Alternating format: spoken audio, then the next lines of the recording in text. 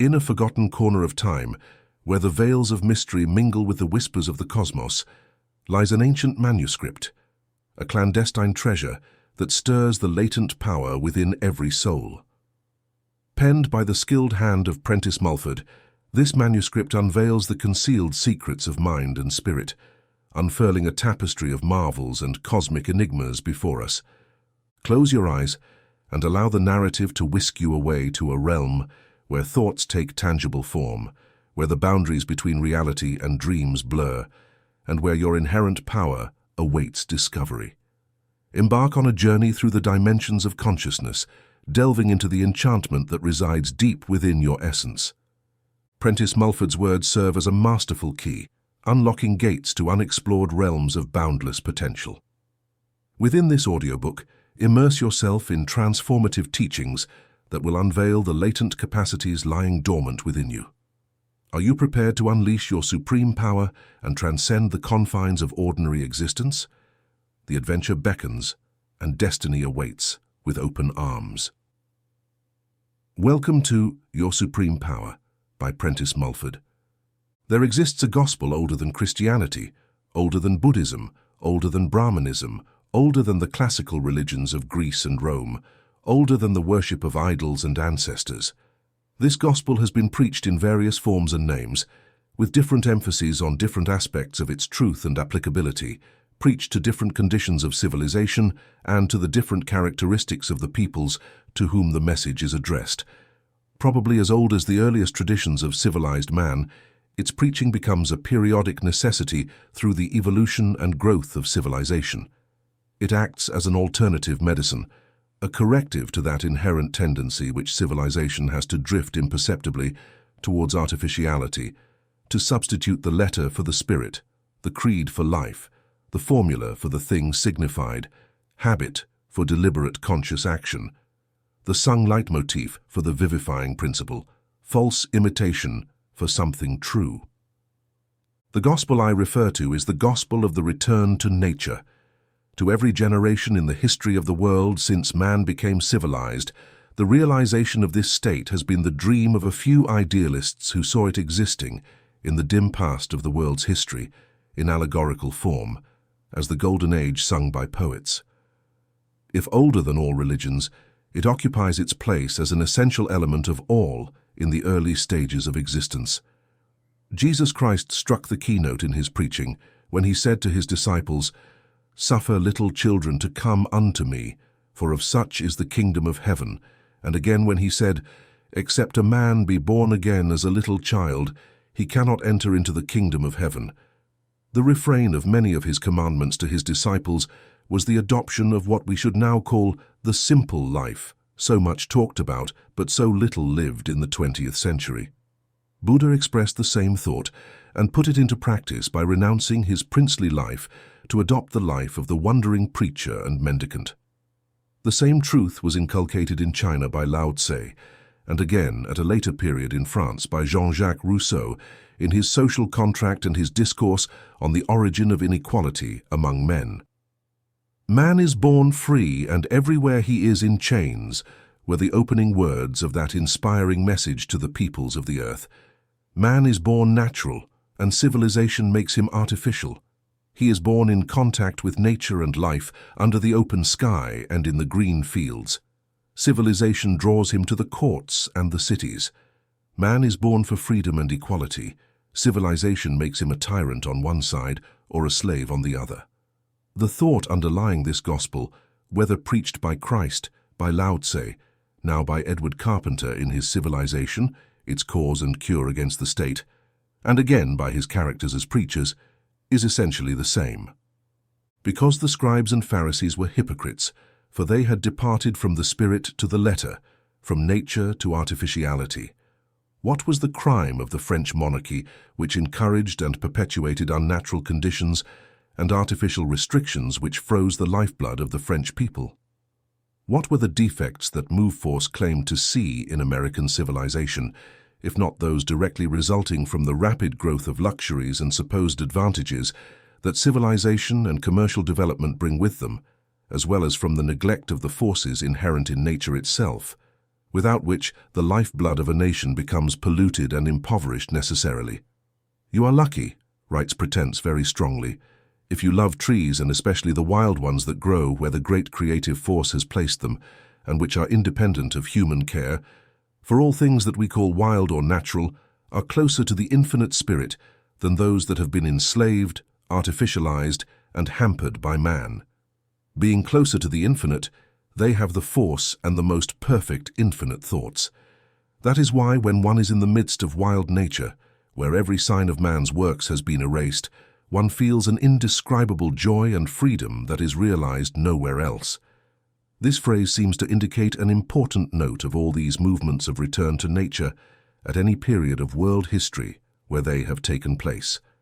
It is particularly worthy of mention the fact that to every such movement there has followed a great uplift of the vital forces of the nation or nations to whom it has been preached.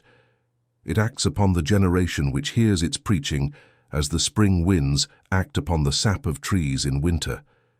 These are the great renewals that flow from this preaching, releasing the pent-up energies of the human race, and thus giving birth to the great epochs of history. Christianity was the result of one of these great movements. The French Revolution was the result of another. The Gospel of Joshua was not preached solely to the French nation. It was preached in France, yes, but also to humanity at large. The fact that it was heeded more by many nations outside of France is more than half the explanation of Napoleon's triumphs. The heir of the new French democracy, in the early days of its triumph, Napoleon came to the peoples of other European countries, both in appearance as a liberator and as a conqueror. Soldiers who fought in armies against him had heard the message of liberty and equality and were not in the mood to face his conquering arm. The gospel, according to John Yahoo, was this invigorating force, like a tonic breeze from the sea, like a sip of champagne. It was both invigorating and intoxicating for its listeners. Prentice was truly right. The gospel of nature, wherever it is preached, made man feel an indescribable joy and freedom. Where Mulford differed was in a clearer, more spiritual form, what truly meant the return to nature. It meant once again coming into contact with the infinite force and spirits expressed by all natural things. This spirit of nature and this force of infinite spirit were emitted, according to him, by every tree, bird, or wild animal. It was a literal element and force that went from man to tree and living creature. If one loved nature and trees, declared Mulford, one would find that they responded to such love. "You are fortunate," said Mulford, "when you manage to have a living, tender, and sincere love for wild trees, animals, and birds, and recognize that they all come from and are built with the same intelligence and spirit as yours, and that they can also offer you something very precious in return for the love you give them." The wild tree is not insensible or neglectful of such affection. This love is not a myth or a mere sentiment. It is a literal element and force that goes from you to the tree. The spirit of the tree feels it. You represent a part and belonging of the infinite spirit. The tree represents another part and belonging of the infinite spirit. It has its share of life, thought, and intelligence. You have a much larger share that must become even greater, and then even greater. And again, as the Great Spirit made all things, is not that intelligence and wisdom omnipresent in all things?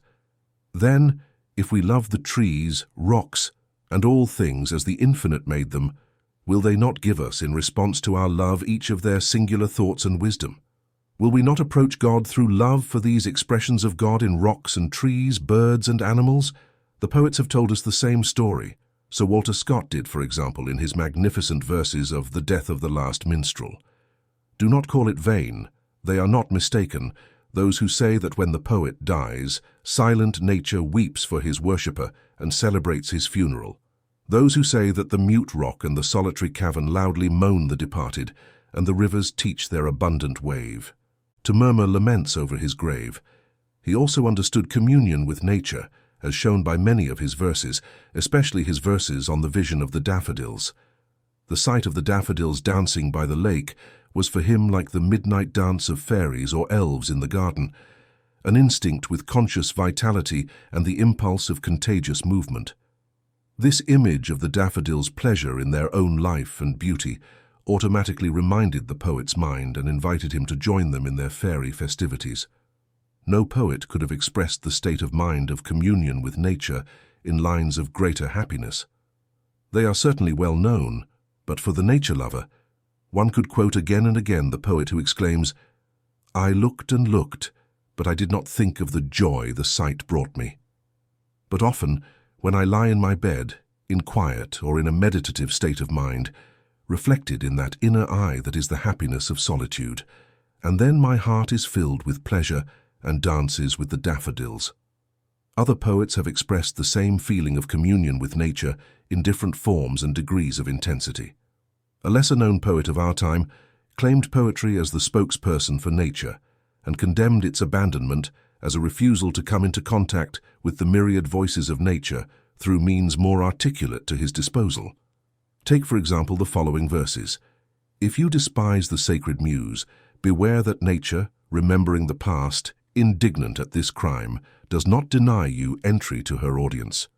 Beware, lest the sea and sky, and all that reflects her face be blotted out by a dull cloak of unilluminated commonplaces, desolate hour, as will happen when the dew and sunlight, rain and wind no longer seem to you than trivial things, unloved, unheard, unexperienced. Better let this morning find your soul melted, expired and gone than in a living death, resigned to continue to work so obscurely." We see that poets in abundance have expressed this feeling and have even expressed it as Sir Walter Scott did, in the form of belief. In the conscious life of nature, poets live in a world of fantasy and imagination. We do not take their statements literally. It's different when we encounter a man who writes essays that he wants us to take as a guide in life. In his wildest flights, he hopes to be taken as if he intended to convey the full force of what he says in any spiritual sense. Scott's verses cannot be said what the great Earl of Chad said in a very different context, namely that, although they are poetry, they are not fiction. One feels that Scott expressed a poetic state of mind whose literal truth would never dream of spreading on the table. Pretend very strongly, on the other hand, preach this doctrine as a real truth to be accepted and put into practice. It must become the foundation upon which to erect a practical manual on the subject of how to live more intensely, how to be more alive in summary. As he preached his gospel, he echoed, in other words, the message proclaimed by the founder of Christianity, "I have come that they may have life, and have it abundantly." For Mulford, every man is an unconscious psychometer. The infection of good or evil is omnipresent. Everything, from the stone to the human being, sends us by looking at it a certain amount of force that affects you beneficially or harmfully, depending on the quality of life or animation it possesses. Take any piece of furniture, a chair or a bed, for example. It not only contains the thought of those who first conceived and shaped it in its construction, but it is also imbued with the thought and different states of mind of all those who have sat or slept on it. Similarly, the walls and all the furniture in any room are imbued with the thought of those who lived there. If it has been inhabited for a long time by people whose lives were limited, whose occupation varied little from year to year, whose state of mind was dark and devoid of joy, the walls and furniture will be saturated with that kind of gloomy and unhealthy thought. If you are very sensitive and stay in a room of this kind even for a day, you will somehow feel the depressing effect of such thought, unless you remain very positive, and to stay quite positive for 24 hours would be extremely difficult if you are even slightly or unwell. You are then more negative or open to the thought element closest to you, and you will be affected by it. In addition to the exhausting mental effect mentioned earlier, any object constantly held before the eyes is harmful. Being sick or even tired in a room where other people have been sick or have died is also harmful, because in the thought element, all the misery and depression not only of the sick dying, but also of those who gathered there and sympathized with the patient, will still linger on the spot. And it is a powerful invisible agent acting harmfully on the living. The above quote is from an essay on spells or the law of change, but our author develops the same idea more fully in another essay, that of positive and negative thought, where he expands on the importance of being positive and not negative when surrounded by those who emit an atmosphere of toxic thoughts like envy, jealousy, cynicism, or depression. He tells us that this is as real as a noxious gas and infinitely more dangerous. If one is then in a negative receptive state, one becomes a sponge that absorbs harmful influences whose total damage may not be perceived for several days. You must know when to stay in a positive frame of mind and when to be in a negative state. As a rule, one should be positive when dealing with the world and negative when withdrawing inward. These conditions alternate inevitably with each other, and the exercise of great positive force will provoke a natural reaction after a time. Why, Prentice Mulford wonders, did Christ withdraw so often from the crowd? This must, according to him, be because after exercising in some way the immense power of concentrated thought, whether in healing or speaking, giving some evidence of his power over physical elements, during those moments he was positive and spending energy. Being in the negative state, he withdrew from the crowd so as not to absorb its lower thought. He insists a lot on the very reality and substantiality of thought. As he thinks, it is your mind, your spirit, is a set of thoughts. What you think most, that is your mind. Thought, he says again, is a substance as much as air, or any other invisible element of which chemistry makes us aware. A strong thought is the same as a strong will. Every thought, whether expressed or not, is as real, though invisible, as water or metal. When one thinks, one works. Every thought represents an expenditure of energy. If a man thinks of murder, he actually releases into the air an element of murder, sending forth from him a plan of murder, as real as if it were drawn on paper. If the thought is absorbed by us, it inclines us towards violence, towards murder. If a person constantly thinks of illness, they send forth from themselves the element of illness. If they think of health, strength, and joy, they send forth from themselves thought constructions that assist others towards health and strength, just as they do for themselves. In thought, every man must look forward and leave behind the past. Nature buries its dead as quickly as possible and loses sight of them. However, it is better to say that nature transforms what no longer serves it into other forms of life. The tree produces a new leaf with each return of spring. It has nothing to do with dead leaves, not retaining the withered petals of the rose to evoke a sad memory. Nothing in nature is stationary. A gigantic and incomprehensible wisdom propels all things towards greater and higher powers and possibilities. You are part of that force and are a part of it, so if you argue too strongly, if you do not progress with the rest of nature, you will inevitably sink, and rightly so, into decrepitude and decay, for dogmas are obsolete, simply because they have changed with changing human thought. They have not evolved with the evolution of the race, remaining at a lower level while man advanced to a higher level. Clinging to them is clinging to what will make you regress and lead you downwards. The same applies to business. The commercial methods of one generation must be changed and modified to fit the enterprise to the consequences and requirements of the rising generation. The good times may have been good in their way, although their goodness is usually exaggerated. But trying to revive their modes of thought for the use of future generations is like putting new wine into old bottles. Prentice had absorbed, among other ideas, the Eastern doctrine of metempsychosis. According to him, the race had evolved from the lowest forms and could therefore evolve indefinitely upwards. Man, as he is currently constituted, was not his final goal. The possibilities of human evolution were endless. It is a great mistake, he writes, to suppose that every man or woman is the result of the short life we live here. We have all possibly lived in different forms, as animals, birds, snakes, insects, or plants.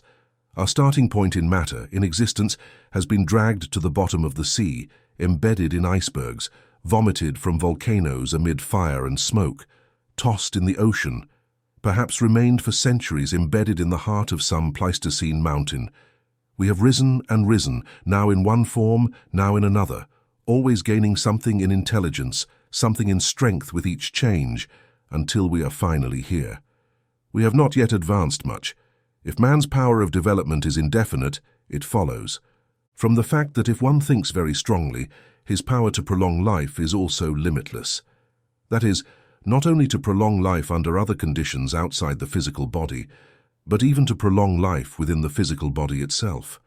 Hence his essay on the immortality of the flesh, an essay which, more than any other, has earned Mulford the qualification of being mad and a foolish dreamer. We believe, he writes, that immortality in the flesh is a possibility, or in other words, that a physical body can be retained as long as the mind desires it, and that this body, far from diminishing in strength and vigor with the years, will increase, and its youth will be eternal.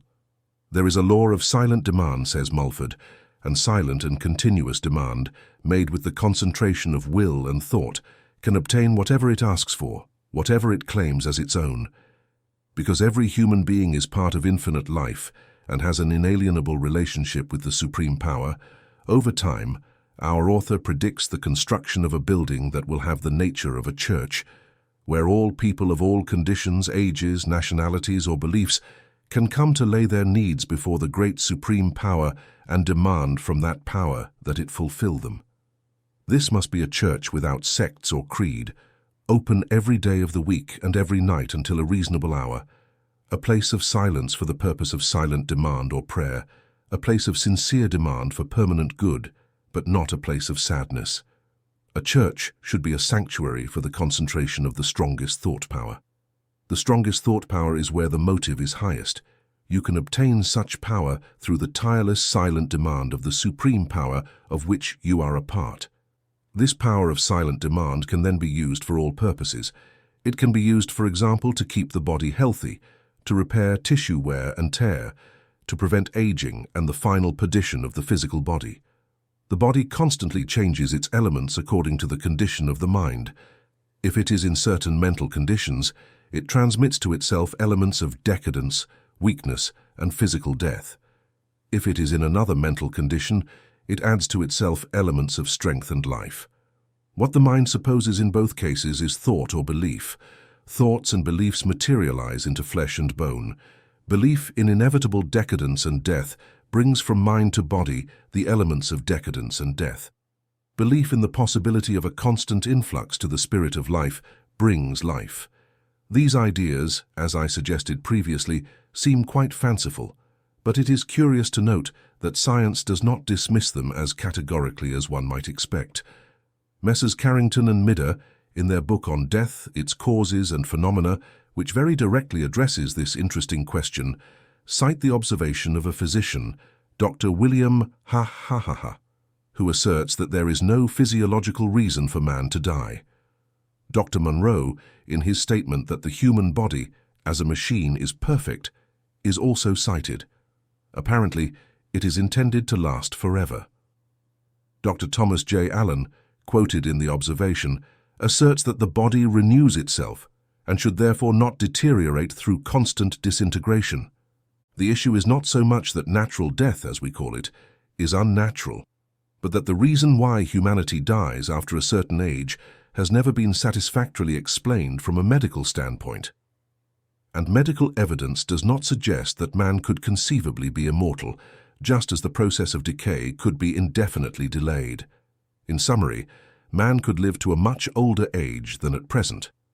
There are many things in Prentice Mulford's ideas that seem quite commonplace today. The men of the 20th century are familiar with his doctrines and teachings. Many of his disciples have expounded them with a great air of originality, repeating them in various forms and with varying degrees of exaggeration. However, I doubt that they have ever been set forth with as much freshness and force as the pioneer of what we now call the New Thought movement did. In no other leader of this New Thought movement is there such a sense of communion with nature, such a fresh and complete recognition of the possibility of using the forces of nature for the benefit of body and mind. As I explained, Prentice Mulford was not only the first and greatest of the masters of New Thought, but also par excellence an apostle of the return to nature. Ralph Shirley, Chapter 1, Positive and Negative Thinking. Your mind or spirit is continually emitting its force or thought, or receiving some quality of that force.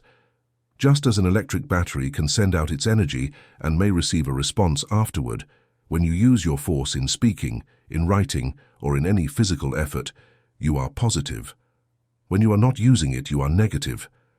When you are negative or receptive, You receive a force or element of some nature or quality that can temporarily harm you or permanently benefit you. Any evil of any kind is only temporary. The course of your mind through all successive lives is towards a condition of ever-increasing and limited happiness. There are poisoned atmospheres of thought as real as the toxic vapors of arsenic or other metallic vapors.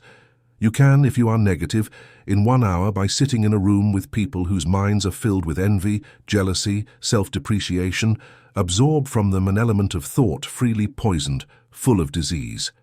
This is as real as any toxic gas, vapor, or miasma, infinitely more dangerous, and its operation is as subtle as the complete damage may not be realized until several days later. And then it is attributed to another cause. It is important to know where you are or by what element of thought emitted by other minds you are surrounded when you are in the negative or receptive state. You are then like a sponge, unconsciously absorbing the element that can temporarily harm you or permanently benefit you, as much to the mind as to the body. For several hours of effort of any kind, such as business talk, walking, writing, or overseeing your household, or doing any artistic work, you have been positive. You have used force. Then to some extent you have absorbed it. If you immediately go into a store crowded with hurried customers, or beside a sick person, or to the hospital, or to a tumultuous meeting, or to a difficult interview with an unpleasant person full of ill humor and quarrels, you become negative to them. You are then the sponge that drinks in the harmful thought element of the crowded store, the sick bed of the sick person, the poisoned, subtle and real element of any one or ones whose minds emit a less healthy or cruder quality of thought than yours. If you go tired in mind or body among a tired, feverish and excited crowd, your force is not drawn from you by them, for you have little force to give. But you absorb and for the time being make their hurried and tired thought part of you. Then you have imposed upon yourself a leaden burden, figuratively speaking, in absorbing their quality of thought. In many things, you will think as they do and also see as they do. You will become discouraged, though you had hope before. Your business plans, which seemed successful when you were alone, will now seem impossible and visionary. You will be afraid. Where you had courage before, you may become undecided and, in the rashness of indecision, buy what you do not really need, or do something, say something, or take a hasty step in business that you would not have taken if you had been alone thinking your own thoughts, and not the confused thoughts of the crowd around you. You may go home dizzy and sick in body and mind.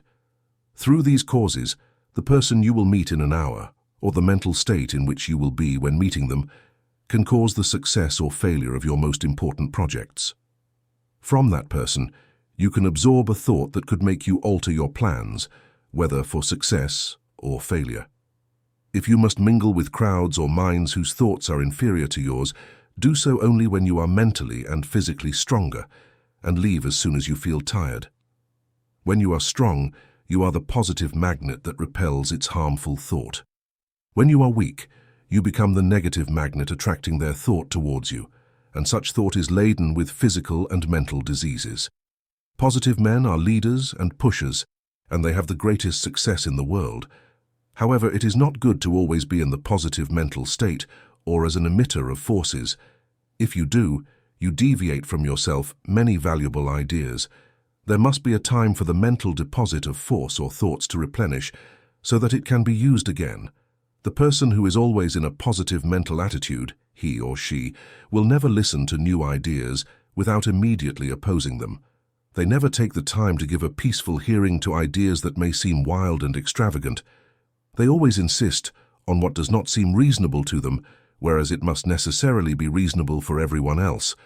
By constantly maintaining this mental attitude, they will be drained of all force. On the other hand, people who are always negative or always in a receptive state, those who never know what they think for 2 consecutive hours, those who are unconsciously influenced by everyone they talk to, those who are discouraged when they have a plan, a goal, by a mockery, by a single word of opposition, are like the reservoir always filled with mud and rubbish that ends up blocking the water distribution pipeline. In other words, their ability to send out force is almost destroyed, and they generally have no success in anything they undertake. One must be positive when dealing with the world, for the same reason that a boxer must be positive when facing his antagonist. One must be negative when one retires from the ring, from active participation in affairs. You will tire yourself and constantly face your opponents, even in thought, in any kind of competition. Because the Christ of Judea withdrew so often from the crowd, it is because after exercising in some way his immense power of thought, whether in healing, speaking, or giving evidence of his domination over physical elements, in those moments he would be positive and spend his force. Sensing that the negative state was approaching, he would withdraw from the crowd so as not to absorb their lower thought. If he had done so, his force would have dissipated by carrying that thought, that is, feeling it and thinking it, as one can do with a person full of problems who approaches you and spends an hour telling you these problems, literally pouring into you their burden of anxious thought. You sympathize, you feel it, you strongly desire to help, and when they leave, your thought goes with them. In this case, your own force is used by the feeling of sympathy or pity, whereas it could have been applied to something much more beneficial and profitable in result, as much for you as for them. A speaker would not spend an hour before his public speech loading coal bags to relieve a tired worker, for if he did, his force, his brilliance, his inspiration, and the force required for his effort would be mainly consumed in the monotonous task of loading coal. The ideas he proposes may be the direct or indirect means of relieving that worker in some way, and even thousands of others. One must be positive and contain the outflow of his force of sympathy. Very often, in particular cases with problems, to have the power to be even more for them. In politics and in professions, the men who live longer and exert more influence are the least accessible to the masses. Because if they constantly mingle with all people and absorb in varied atmospheres much of their power, it is wasted in carrying it. One must observe the long list of eminent American politicians who died in the prime of life or shortly after in recent decades. Great Morton, McClellan, Logan, Wilson, Hendricks, Staten, not remaining positive, ignorantly exposing oneself to all types of inferior thought atmospheres when they are negative, has been a very important factor in these premature deaths. The great financiers of J. Wheels avoid the crowd and the hustle and bustle of the stock exchange. They lead a relatively secluded life, are not easily accessible, and transact much business through agents. By doing so, they avoid hasty and confused thought atmospheres. They surround and sustain themselves like in a fortress in the clearest thought element of the financial world, and they derive their insight in their course of action from it. They understand the necessity of doing so without being able to define the law. Many methods are adopted unconsciously by people who achieve successful results in many fields of effort, and are adopted through unconscious action and teaching of the laws governing thought. If you are currently very involved in the company of someone whose quality of thought is inferior to yours, you are negatively affected by absorbing the thought of that person. Because you cannot be positive all the time to resist the entry of their thought when you are tired, you are negative, or you are when you are in a state to receive their thought. Then you must act on yourself, and unconsciously, you can do many things according to their thought order that you would have done differently and perhaps better if you had not been exposed to them and had not absorbed it.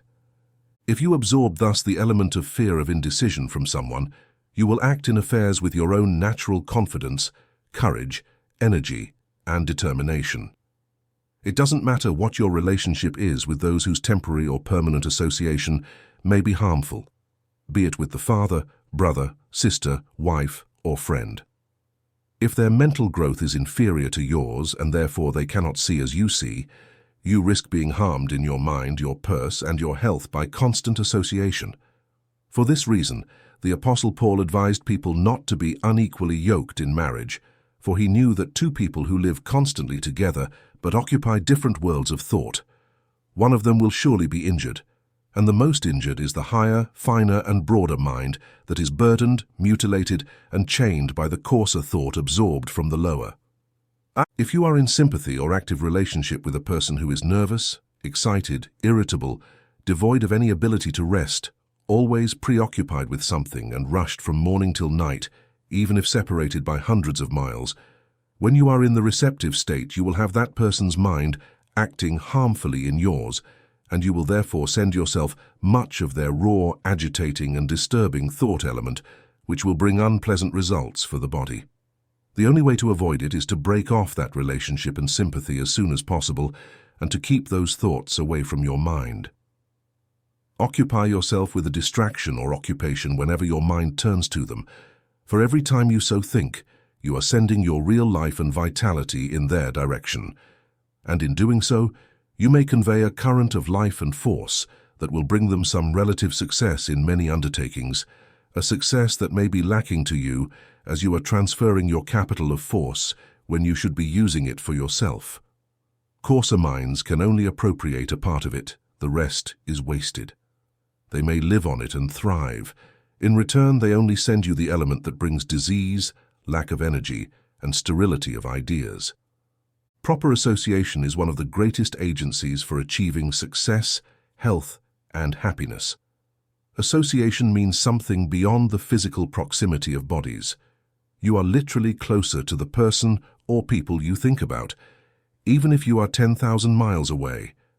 If you have spent much time in association with a person who absorbs a thought element inferior to yours, they cannot, if the connection is broken, immediately free themselves from the lower current of thought flowing from them to you. Even if thousands of miles may intervene, distance matters little in the invisible world of thought. If that person is much in your mind, their mind continues to act in yours, sending you more generous and harmful elements.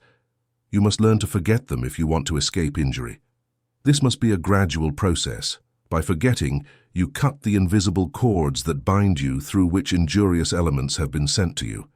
It may seem cold, cruel, and hard, but where is the benefit if two people are united in thought or memory, if either is hurt? If one is hurt, the other will be in time too, for the higher mind receives a more immediate injury.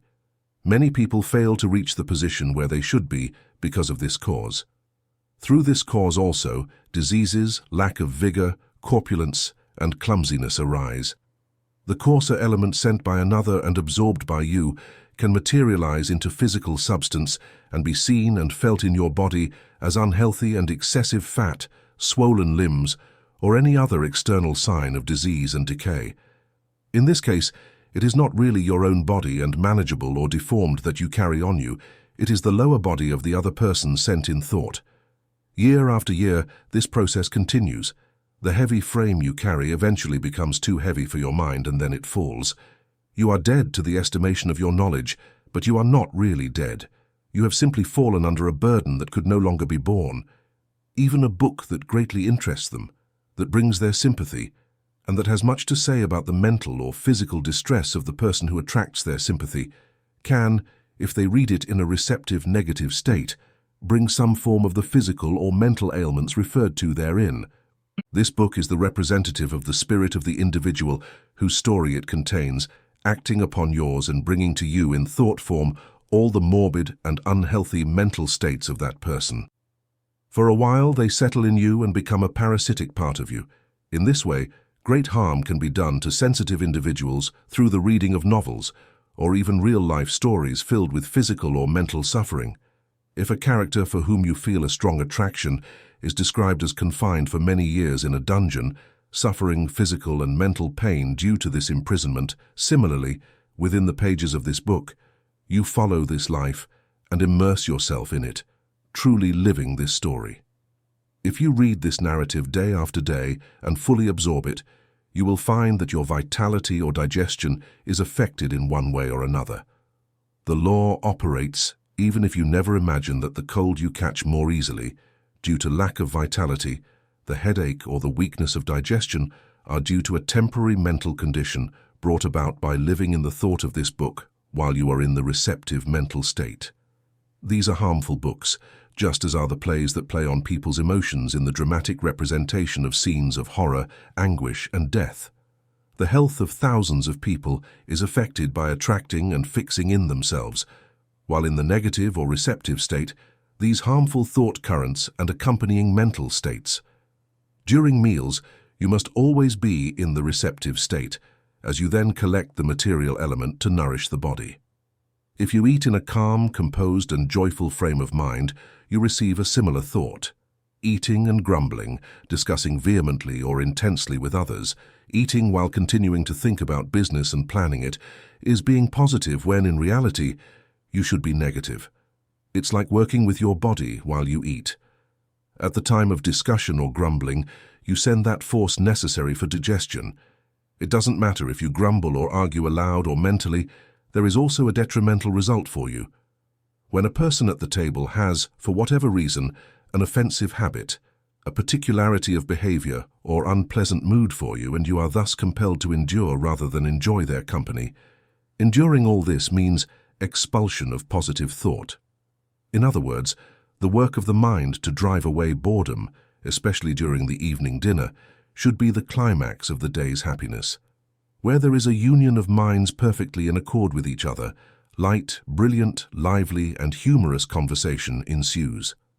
As palates appreciate artistic cuisine, and eyes are also satisfied with table arrangements and dinner, in such a state and receptivity, you absorb a spiritual force from the thought of all those around you, just as they will absorb yours.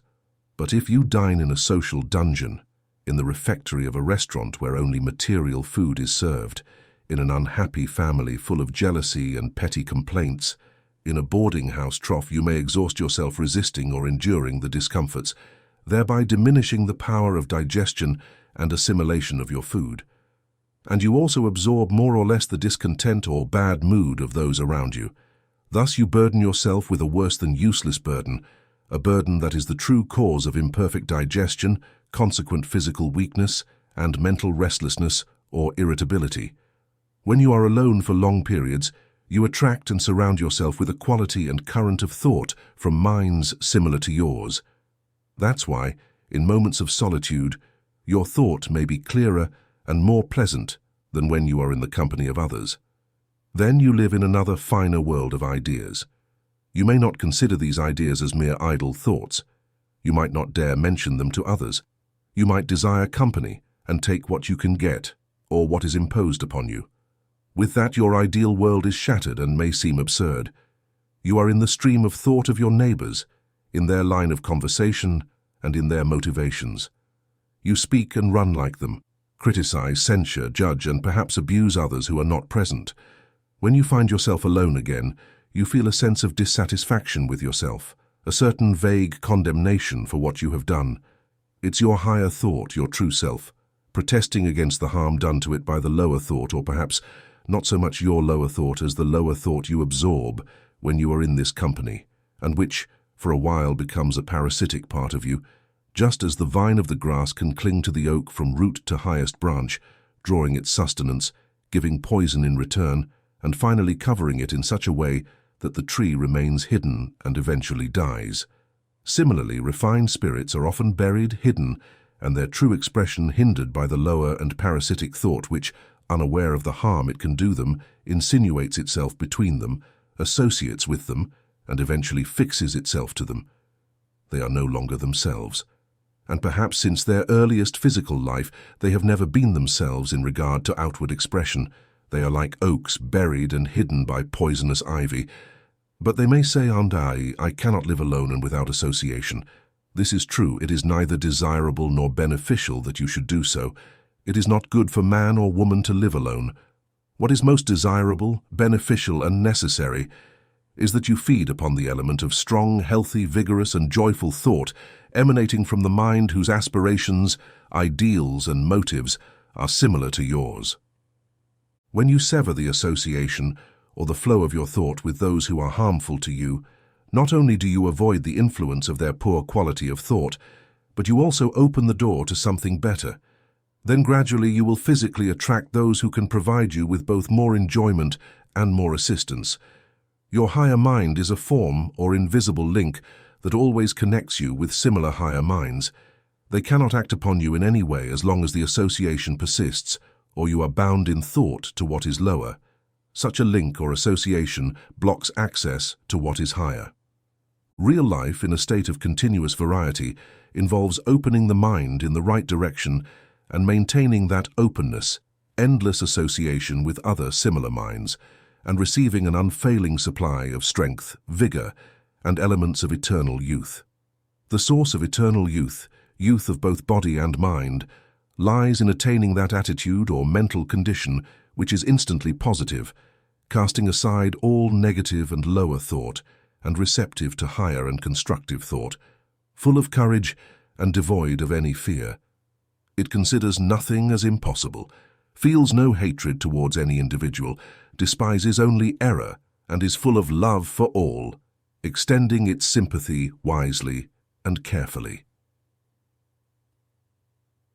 Chapter 2. Some practical mental recipes.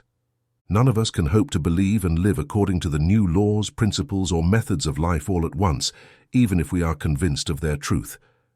There is an inflexible and obstinate part in us that is hostile to them. That is our material mind or the mind of the body. There is a supreme power and governing force that permeate and direct the infinite universe.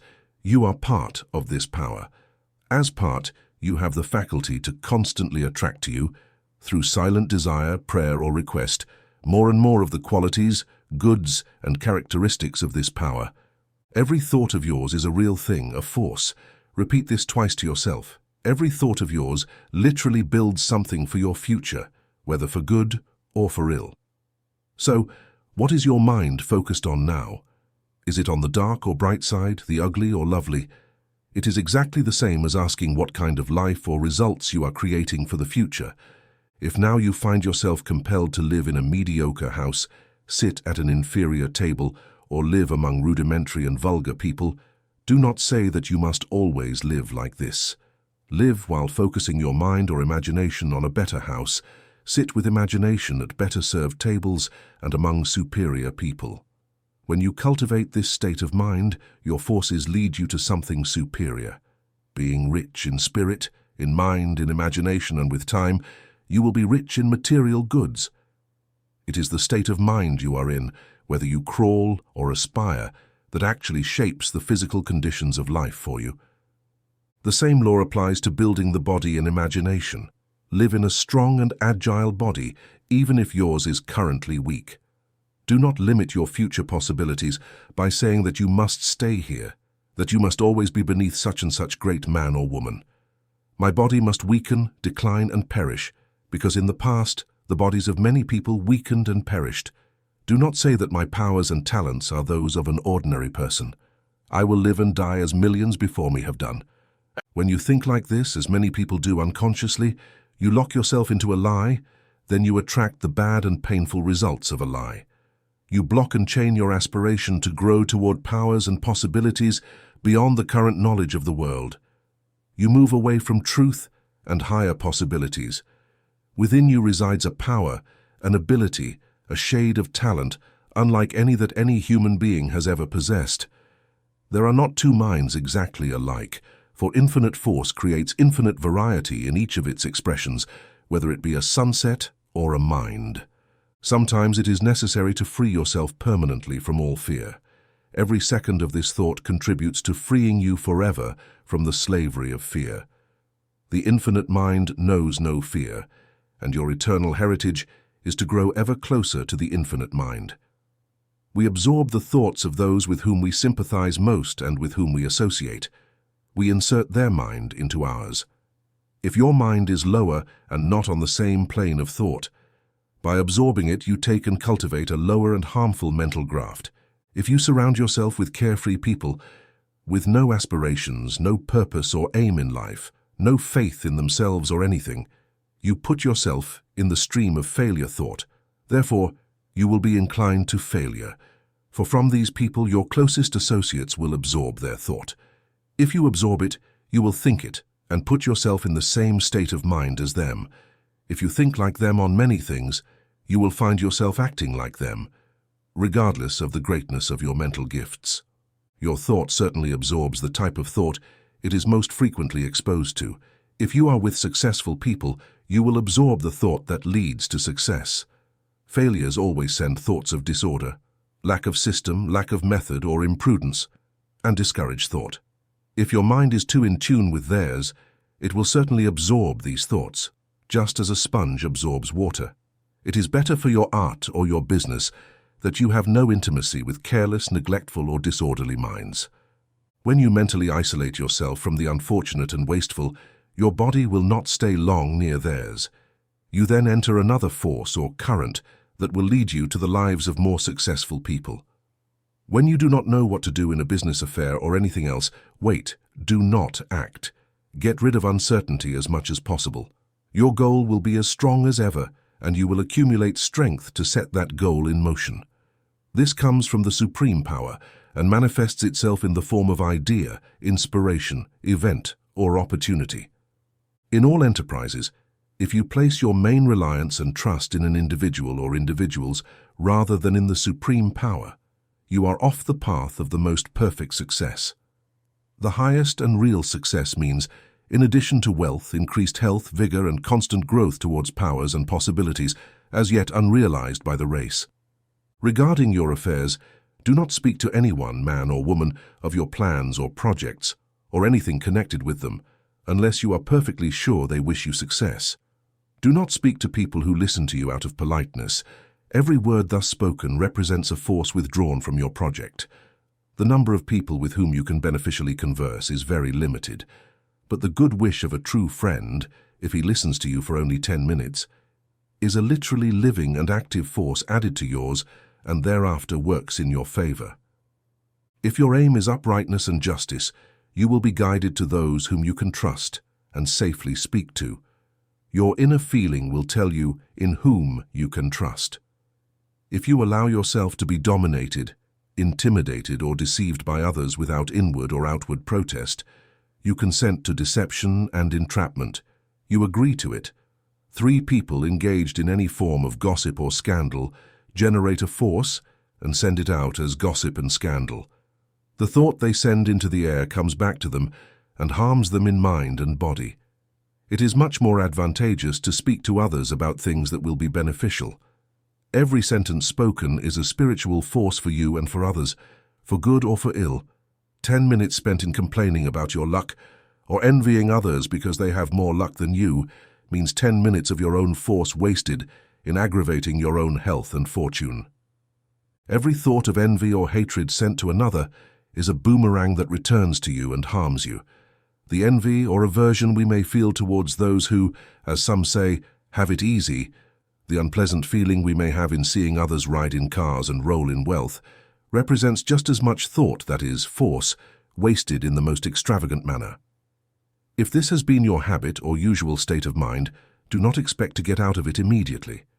Once you convince yourself of the harm this state of mind does to you, a new force will be there to gradually eliminate the old spirit and bring in a new one. But all changes must be progressive. Your private room is your main workshop for generating your spiritual force and building yourself. If it is disorderly, if things are thrown about heedlessly and you cannot lay your hand on them instantly, it is an indication that your mind is in the same condition. Therefore, when you work on others for the accomplishment of your projects, you work with less efficiency and result because of your disorderly and disorganized condition. Temperament or discouragement is a disease. The mind subjected to it to any degree is a sick mind. The sick mind is the sick body. The vast majority of the sick are not in bed. When you're in a bad mood, remember that your mind is sick. So demand a healthy mind when you tell yourself you will have a pleasant visit or a pleasant trip. You literally send elements and forces ahead of you that will prepare things for your visit or trip to be pleasant. When before the visit, the trip, or the purchases, you're in a bad mood or fearful of something unpleasant, you send ahead of you invisible organisms that will cause some discomfort. Our thoughts, or in other words, our state of mind, always work and arrange things, good or bad, for us in advance. As you practice this state of mind more frequently, you will no longer need to remind yourself to keep this kind of thought, for it will become part of your daily nature, and you will no longer be able to rid yourself of it or prevent the pleasant experiences your true self will bring you. What we cannot see, hear, or feel with our physical senses is our true self, our spirit. Our body is an instrument it uses. Thus, we are entirely formed by forces we call thoughts. When these thoughts are bad or immature, they bring us pain and misfortune. We can always replace them with better thoughts or forces. The sincere and constant desire for a new spirit or self will surely bring a new mentality and a more successful self. And it will always change through the desire for the new and ever more successful self. We all pray incessantly, but we do not understand that prayer is not a formality or an established form of words. A person who sets their mind on the dark side of life, who relives over and over the miseries and disappointments of the past, prays for there to be similar miseries and disappointments in the future. If you see only misfortune in the future, you pray for that misfortune and you will surely get it. When you join a company, you bring not only your body but, more importantly, your thought or state of mind. This thought or state of mind, even if you say little or nothing, will create a favorable or unfavorable impression of you in others. And how you act in other minds will bring you favorable or unfavorable results according to its character. What you think is much more important than what you say or do, because your thought never ceases its action on others. Everything you do has been accomplished because of a state of mind previously held long before doing it. The most beneficial thought or state of mind for lasting results for you is the desire to do what is right. It is not a feeling but a science, for the character of your thought brings events, people, and opportunities with as much certainty as the state of the weather brings rain or fair weather. Now, doing what is right brings the best and most lasting result for happiness. You must prove it to yourself. However, doing what is right is not always doing what others say or think is right. If you have no standard of your own for right and wrong, you always act according to others' standard. Your mind always works and acts on other minds for your advantage or disadvantage, whether your body is asleep or awake. Your true being, in the form of thought, travels like electricity through space. Thus, when you put your body to bed to sleep, make sure your mind is in the best frame of mind to attract the best things during your physical unconsciousness. If you lie down angry or dejected, your thought goes directly into the unproductive realm of anger or dejection, and it will bring into your physical life, upon waking, first the element, and then the evil that anger and dejection always attract. Health is involved in the biblical saying, "Let not the sun go down upon your wrath." Every state of mind you put yourself in brings flesh, bone, and blood of a similar quality or characteristic. People who live year after year in states of mind of sadness or discouragement build elements of sadness and discouragement into their bodies, and bad results cannot be quickly eliminated. The habit of hurrying wears out more bodies and kills more people than is believed. If you put on your shoes hastily as you prepare in the morning, you are very likely to be rushed all day. Pray to get out of the current of hurried thought and into the one of rest. Hurried methods of doing business cost thousands of dollars. The power to keep your body strong and vigorous, the power to have influence with worthy people, the power to succeed in your enterprises comes from this rested state of mind which, though it does relatively little with the body, sees very far and clearly in the mind.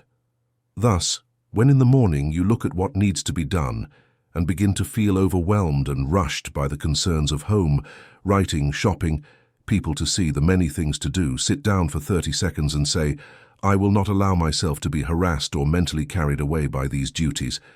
Now, I will proceed to do one thing, just one thing, and I will let the rest take care of itself until that is done." It is very likely that the one thing will be well done. If this is done correctly, the rest will follow, and the current of thought you cultivate by maintaining this state of mind will lead you to environments, scenes, events, and associations much more beneficial than the hurried and semi-senseless state of mind. We all believe in many falsehoods nowadays.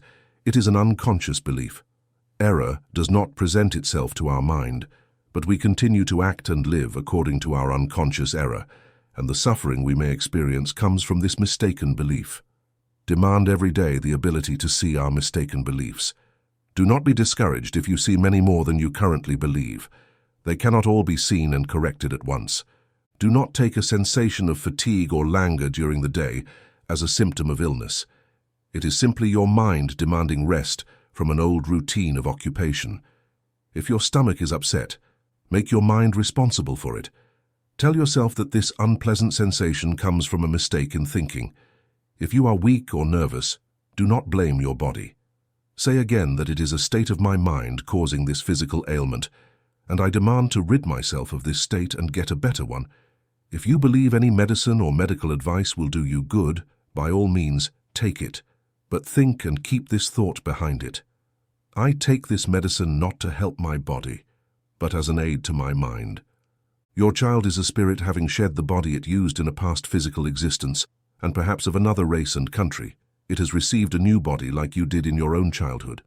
Tell your child never to think ill of themselves, for if they get accustomed to such thinking, others will feel it and first regard them as a child, then as an adult of little worth. Nothing harms the individual more than self-contempt, and many children carry the elements of failure before even venturing out into the world through years of reprimands, disdain, and being told they are useless. Tell your child that in all their plans, they see or think only of success. Maintaining a permanent state of mind expecting success brings causes, events, and opportunities that bring glory. Also say it often to yourself, for we are nothing more than children with physical bodies, a few years older than toddlers. We still have only a vague idea of what life truly means and the possibilities it holds. An attribute of the relatively perfected life that will come to this race is the retention or preservation of a physical body as long as the mind desires. It will be a body also free of pain and disease, capable of being shaped or undone at will. And everything that must be done will be done, and you will set in motion a mighty invisible force to accomplish it when your mind is in the state of always saying, "It must be done," whether with a particular thing you aspire to or not. This force always works in favor of your goal, but be careful what you put into this force of must, for must without seeking wisdom on where it must be placed can bring terrible results. Always in your individual goals and intentions, this differs from the higher power and infinite wisdom. What you desire most may turn out to be a curse. So always say, "There is a power that knows better than me what will bring me the most lasting happiness. If my desire is not good, let it not come to pass, for in its place I will have something better." If you send your thoughts of sympathy to all those in need, there may not be much left to help yourself. It is necessary to be very careful in choosing those we put our love and thoughts into. Some may help build us up, others tear us down. We must ask for wisdom to know whom to closely associate with. As you are part of God or the supreme power, a particular part, you can always esteem it as the best part of this particular part. No one else can approach, match, or surpass you, for you represent and manifest your own particular powers, gifts, or nuances of mind and character. With time, you will master the world of your own mind, and even though others may elicit your admiration, you will do yourself great harm by worshipping them or bowing down to them. Even in the mind, idolatry is the blind worship of anything or anyone other than the infinite force from which you only derive life, power, and inspiration. The thought of a woman who approaches you, or a man with sympathy or love, with ideas, goals, and aspirations equal to or greater than yours, can be a source of muscular strength, bodily health, and mental clarity for you. Her thought flowing towards you is a real element. If a man or woman mentally inferior to you is your companion, or strongly influences your thought, your mind will be much less clear, and your health will eventually suffer, whether you are a man or a woman. Your life cannot be complete, and you cannot quickly build yourself towards higher and higher powers until you spiritually find and recognize your eternal complement or complexion in the opposite sex. And from such a complement there is no escape. When we eat and drink, we must remember that every bite we take places and builds a thought in us based on the state of mind we have while eating. So, make sure to be joyful, hopeful, and radiant while you eat. And if you cannot command such a state of mind, pray for it. Ask night and morning to the supreme power, to the highest wisdom, that is, to the greatest good and happiness, and demand it in that state of mind that recognizes the superiority of that wisdom over yours. This certainly places you in the current of the greatest and most enduring health and prosperity, for another and better current of thought then begins to act upon you and will gradually lead you out of errors and onto the right path. It will gradually lead you to different environments, different ways of living, and over time it will bring you the association you truly need and what is best for you. Chapter 3. Self-education, or the art of learning how to learn, is a commonly accepted opinion that it is easier to learn in youth than in later years, that in midlife, the mind becomes, so to speak, a routine or mold that does not easily accept new impressions. This idea is expressed in the saying, "You can't teach an old dog new tricks." People have made this into a truth by accepting it as such, but it is not a truth. If your mind is allowed to grow and strengthen, it will learn more easily and quickly than in the childhood of the body. It will increasingly learn, how to grasp the underlying principles of any art. It is a study and science in itself. The child, in most cases, does not learn as quickly as many suppose. Think of the years spent in school, from 6 to 16 or 18, and what is relatively learned during that period. But this stage of life is not considered as important as the one that follows.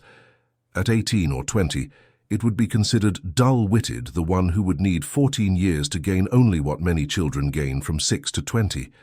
It is possible for any man or woman whose mind has grown to such a point that they can recognize that there is every possibility in themselves to learn any art, any profession, any business, and become proficient in it, even without teachers, and in the period called middle age or afterward.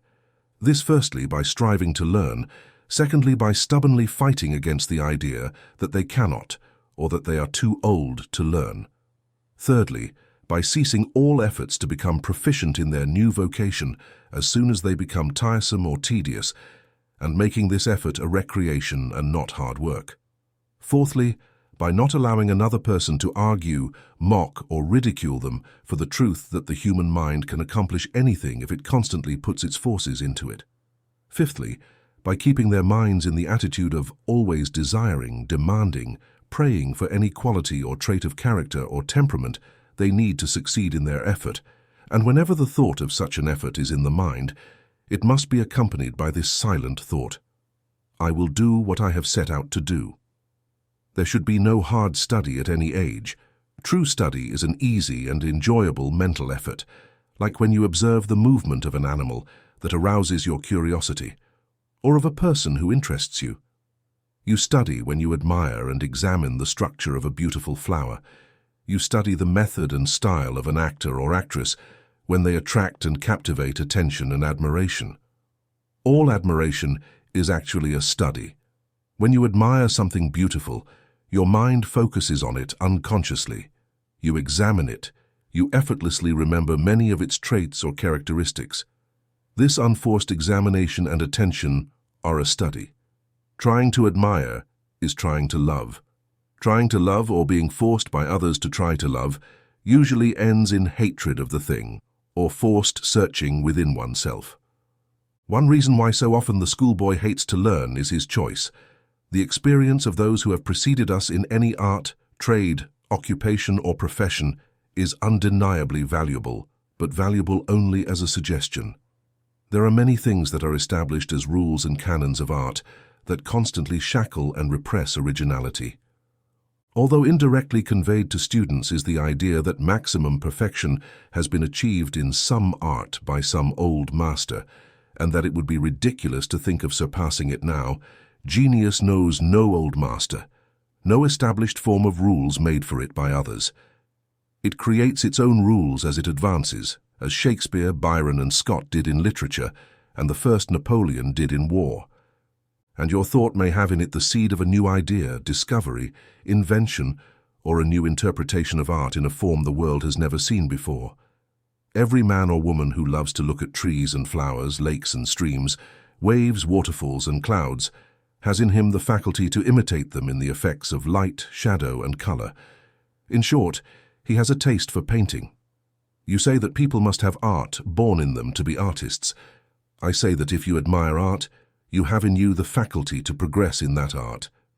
You say, but just because I admire a rose or a landscape doesn't mean I can paint either. I say you can, as long as you truly want to. But how? Strive for an hour, half an hour, 15 minutes a day. Start anywhere. Anything in this world will serve as a starting point. Start and try to imitate on paper a dead leaf, a living leaf, a stone, a rock, a trunk, a box, a brick pavement. The brick pavement in the mud has light, shadow, and color, and the laws that govern it as much as a cathedral. It's a better foundation to start with than the cathedral. Start with the tip of a pencil on the back of an old calendar. Every minute of work after the start is a lot of practice gained. Every minute before the start, as long as you intend to start and don't, is a lot of practice lost in that particular art. However, make this practice a recreation, like children do by throwing a ball, or like the billiard player who takes the cue for half an hour while playing alone, or like the rider who exercises the horse to train before the race. When the work becomes tedious, when you lose patience because your brick pavement doesn't come out on paper like the original, stop. Wait until your patience reservoir is filled and take for your next copy a tree trunk or anything else. You say you must go to see a master of such and such an art to be properly grounded in its principles, and that with the help of this master you will avoid stumbling and making mistakes as you progress little by little. Undertake any trade, any craft, any art by yourself, and fumble your way through it yourself for a few weeks. At the end of that time, you will have many well-defined and intelligent questions to ask someone more experienced than you, the master. That's when you should go see the teacher. The teacher must teach when the interest in the art or study awakens. Having it before is like answering questions that haven't been asked yet. You can't teach a dog to paint. The intelligence the dog uses hasn't grown to appreciate that imitation of natural objects. But you can teach him to draw a cart, to point out the house on the blanket, to swim to the water bird you chased and bring it back to you. Why? Because the dog has these instincts or desires born in him. The trainer, his master, brings them to light. Some men and women feel no more admiration for a beautiful landscape than the dog, of course. Neither of them can learn to paint because they don't have the desire to paint or the admiration of the thing to paint. So anything a man or woman really must do should be taken as proof that he or she can do it. Questions? Yes, that's the exact idea. The desire to accomplish is proof of the ability to accomplish. Of course, this ability can be hindered and restrained by many causes, such as poor health of the body, poor health of the mind, an unfavorable environment, and perhaps most importantly of all, the absolute ignorance that from this desire is proof of the possession of the power to achieve the desired thing. How did you learn to walk and talk? Someone could have taught you if the desire to walk and talk had not been born in you. Did you go to see a master who walked or a master who talked? You learned both accomplishments after 10,000 failures as far back as you can remember. Wasn't it rather amusing to learn these two things, or at least there was an idea of work associated with these early efforts? If you place a child near water and give them complete freedom, they will learn to swim as naturally as they learn to walk, because the desire to swim is within them.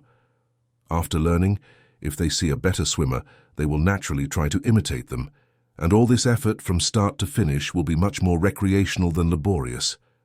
The best swimmer who comes along represents the teacher, and the boy and girl who already know how to swim well enough and are eager to swim better represent the students who are ready to be taught. Think for a moment about all that was necessary to teach your body to exercise, to walk first, to balance on 2 feet without falling, then to balance on 1 foot without falling. Thirdly, to move the body. Fourthly, to give it direction in which I wanted to go. And yet, we call walking a mechanical effort and not a mental one. If you are determined to paint and love the creations of nature and art enough to try to imitate them, you will constantly study the effects of light and shadow on rocks, stones, cliffs, towers, steeples.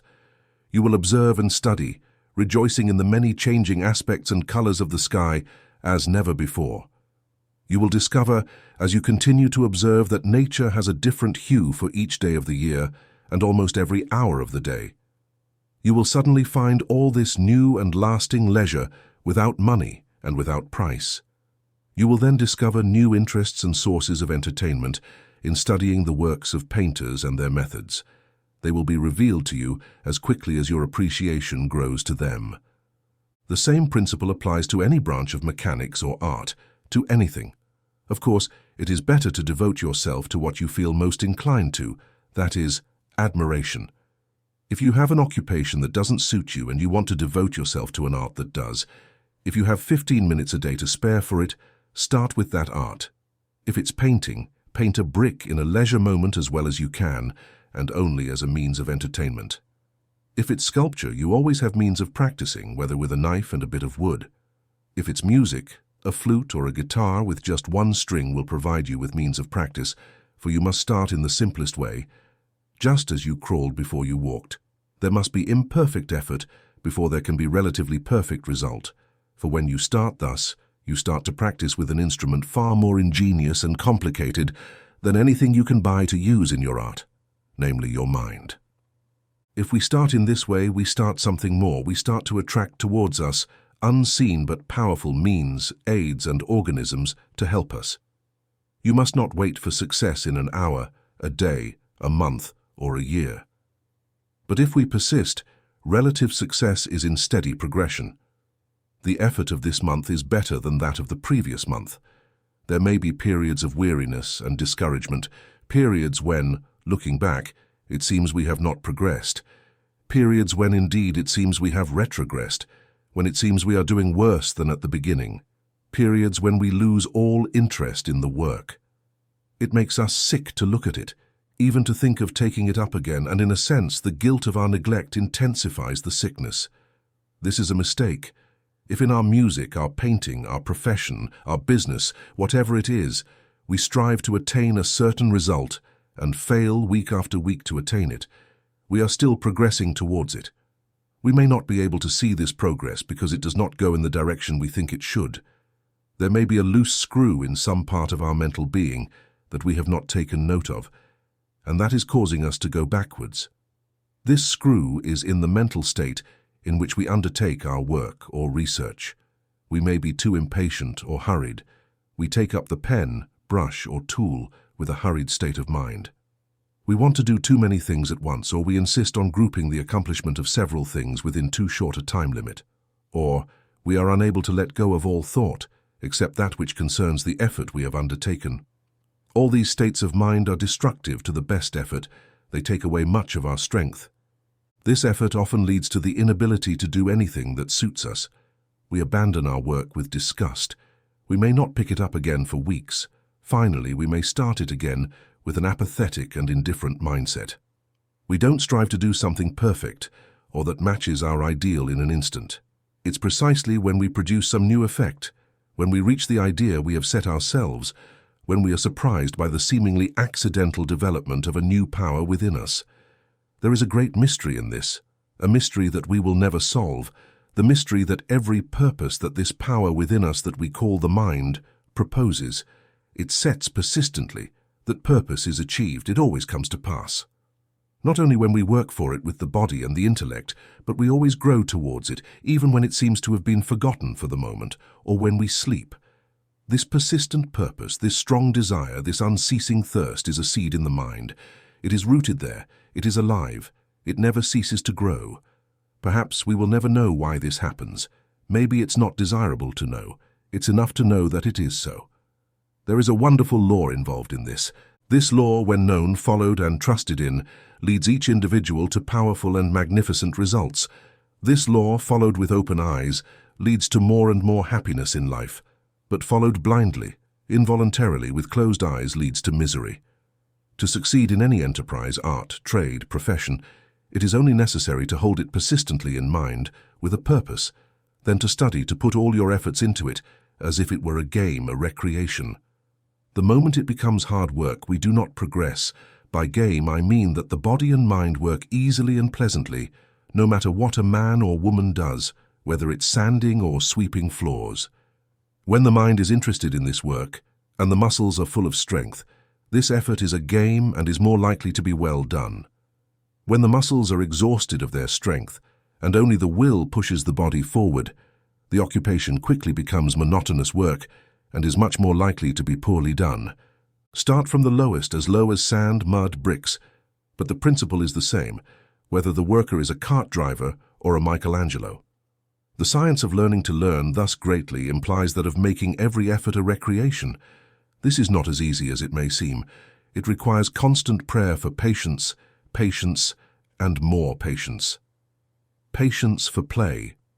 Questions? Yes. When we are playing with any effort of our own, whether the effort of seeing views that please us, the effort of hearing sounds that please us, or the effort of muscles in exercising them, that is precisely the moment when we are most attentive and absorbed. The same moment when we forget that patience exists is the moment when we exercise it most. It's the mindset we must cultivate, because the mindset determines the character and quality of the effort. The painter writes his mindset into his painting. An error, a blot, a defect can write in that painting, too eager to move forward. Perhaps he took up the brush filled with irritation because his wife asked him for more money for household expenses. The result is that he puts in that painting a woman 12 feet high compared to other objects, when she should have been only 4. Why did he add those extra and unnecessary 8 feet? A mindset born of domestic expenses. Or the cleaning woman writes her mindset on the floor, in that neglected corner where the last summer dust remains, simply because her mindset was to hurry to finish her work, or her mindset of dishonesty in doing as little as possible for the money received, or her mindset of anxiety for the sick child left at home or in miserable housing, or the mindset of the poor woman born of physical weakness in trying to do a man's work without nutritious food in her stomach and without money to buy it. Until the work is done, very practical, my friend, who wastes all the glamour of art, all that is not commercial and smells of wood or stone or leather or banknotes. This culture of mindset is also very important for you. Because when you find yourself with your brother, hard cash, having a dispute over negotiation and sale, the man who is in the coldest, calmest mindset, the mindset freest from other thoughts or concerns, the man who is least hurried, who abandons all anxiety about the results, or the man who is not too anxious, who can sit in his chair and make a joke or laugh at you when millions are at stake, the one who keeps all his reserve strength until it is needed. This is the man who can play the best hand in your game and make the best deal. It is the man who achieves his purpose by a certain knowledge of the spiritual law, and the spiritual law can be used for all relatively low as well as high purposes. And in some things, today's malicious are better informed about certain phrases of the spiritual law than those who call themselves good. How then do we put ourselves in the most desirable mindset to do better? By praying for it, by asking for it, by demanding it in due time and out of time. We can wish a sincere desire in a second, no matter where we are. It's a prayer, it's a thought that goes out and does its work to bring us another atom of the desired quality.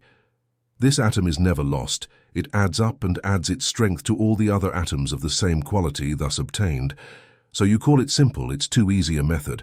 Remember that indeed we have been created in a wonderful and awesome way, and when Solomon wrote this, he had an idea of the existence of powers wrapped in human bodies that surprised him, and would surprise us if we were aware of them.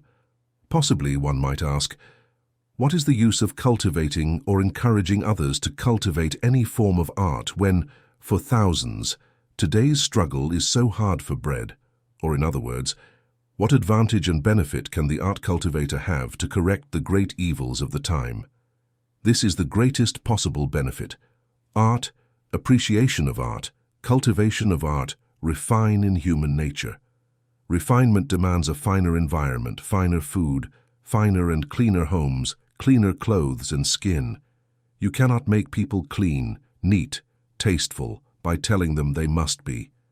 There must be drawn from themselves a vocation, an occupation, a work that will implant an ever-growing desire for more elegance in life.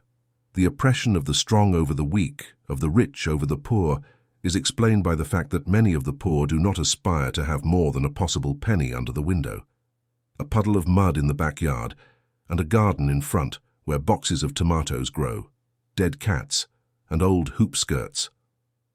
Much of today's money is given in charity to the poor, but it is actually transferred from the wallet of one rich man to that of another, and only relieves temporary distress. This winter, you pour half a ton of coal into the poor man's basement. His family warms up for an hour. The profits go to the coal cooperative's safe. Their warmth warms up unambitious human beings, comparable to animals. This motivates the child of that man to paint with the cheapest watercolor, to mold shapes in clay, to awaken any faculty that shows them the beautiful world in which they actually live. And soon, with this, may come a growing disgust for the puddle of mud in the backyard and the display of hoop skirts and tomato boxes in the front. Show these children that they have within them a powerful and mysterious element of this kind, the mind, and that through its exercise they can become almost anything they aspire to. And the more they call upon the name of the infinite spirit, the more they will have to reinforce, embellish, enrich, invigorate, and electrify their souls and bodies. Thus you will have initiated them into the path of doing for themselves through the powers within them. They find themselves therefore on a path that strays as far from soup kitchens as it does from gin bars. If they cultivate love for grace and beauty in any direction, they also cultivate the ability to express that grace and beauty. If they follow the law of persistent demand to improve that grace or beauty, it will be through the exercise of the pen or tongue, painting or sculpture, self-control or polishing of manners, or the art of the declamatory actor. If a man or woman is capable of doing something better than others in their own way and with their own self-taught method, the world will gladly come to them and offer its dollars and cents for what they can do. A man or woman may spend their whole life with a marvelous power, a remarkable talent that would benefit and please humanity, feeling it occasionally, struggling to express it, desiring to use it, but always seeing it thwarted by that fatal thought, "I cannot. It is useless. The idea is ridiculous." We are treasure chests containing marvelous powers brought into the world from a distant past, a past we cannot calculate, a past where the mind born in the being, the smallest atom, the weakest movement draws to itself, through the unconscious exercise of desire, the demand for more and more power, more complex organization, more variety of talents, more marvelous power that comes through the combination and recombination of elements, until finally man is born, woman is born, blind at first, blind as millions are now in relation to the wealth they carry within them, blind to faith and belief in themselves, until the veil is lifted from their eyes, and then soon they will become gods destined for an eternal life race, eternal growth, and eternal and unlimited happiness. Chapter 4. Loving Oneself. The precepts of Christ say, "Love your neighbor as yourself." Some people tend to forget the last two words, "as yourself," and deduce from it that we must love others even more than ourselves, to the point where this idea has led in some cases to complete sacrifice and neglect of oneself in order to do good to others. There is a justified and legitimate love for oneself. There can be no true spiritual growth without this higher love for oneself. Spiritual growth involves the development and increase of every faculty and talent, the realization of the developed man and woman symmetrically. Spiritual growth, encouraged by the incessant demand for supreme power, will bring the power to keep the body in perfect health, to escape pain and disease, and ultimately will elevate man above the current limited conditions of mortality. Higher love for oneself benefits others and ourselves.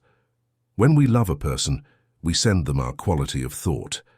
If it is an aspiring thought order, it is for that person a concrete element and an agency of life and health, proportionally to their ability to absorb and assimilate it.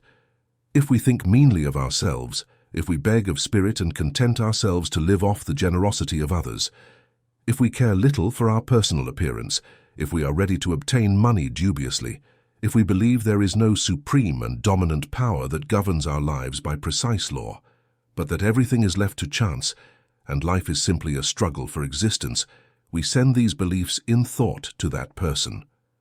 And if our love is accepted, it is simply a means to drag down instead of a power to uplift. How can we send the highest love to another if we do not have it for ourselves, if we are neglectful and do not appreciate the great utility of the body to us, if we never give it a thought of admiration or gratitude for the many functions it performs for us, if we regard it with the same indifference as a post to which we tether a horse, we will send that same quality of feeling and thought to the person we think of most, and the tendency will be to generate a similar contempt for themselves, or else they will do that, or seeking the light of the infinite, they will be compelled in self-protection to reject the love we send them for its grossest and crudest quality. It's sometimes the mistake of mothers who say, "I don't take care of myself so that my son's or daughter's well-being is ensured. I give and dedicate my entire life to them. That means I'm content to grow old and unattractive. I'm content to be a slave and work hard, so that my children receive a good education and shine in society. I'm an old and decadent heap of scrap metal, and I can't hold out much longer.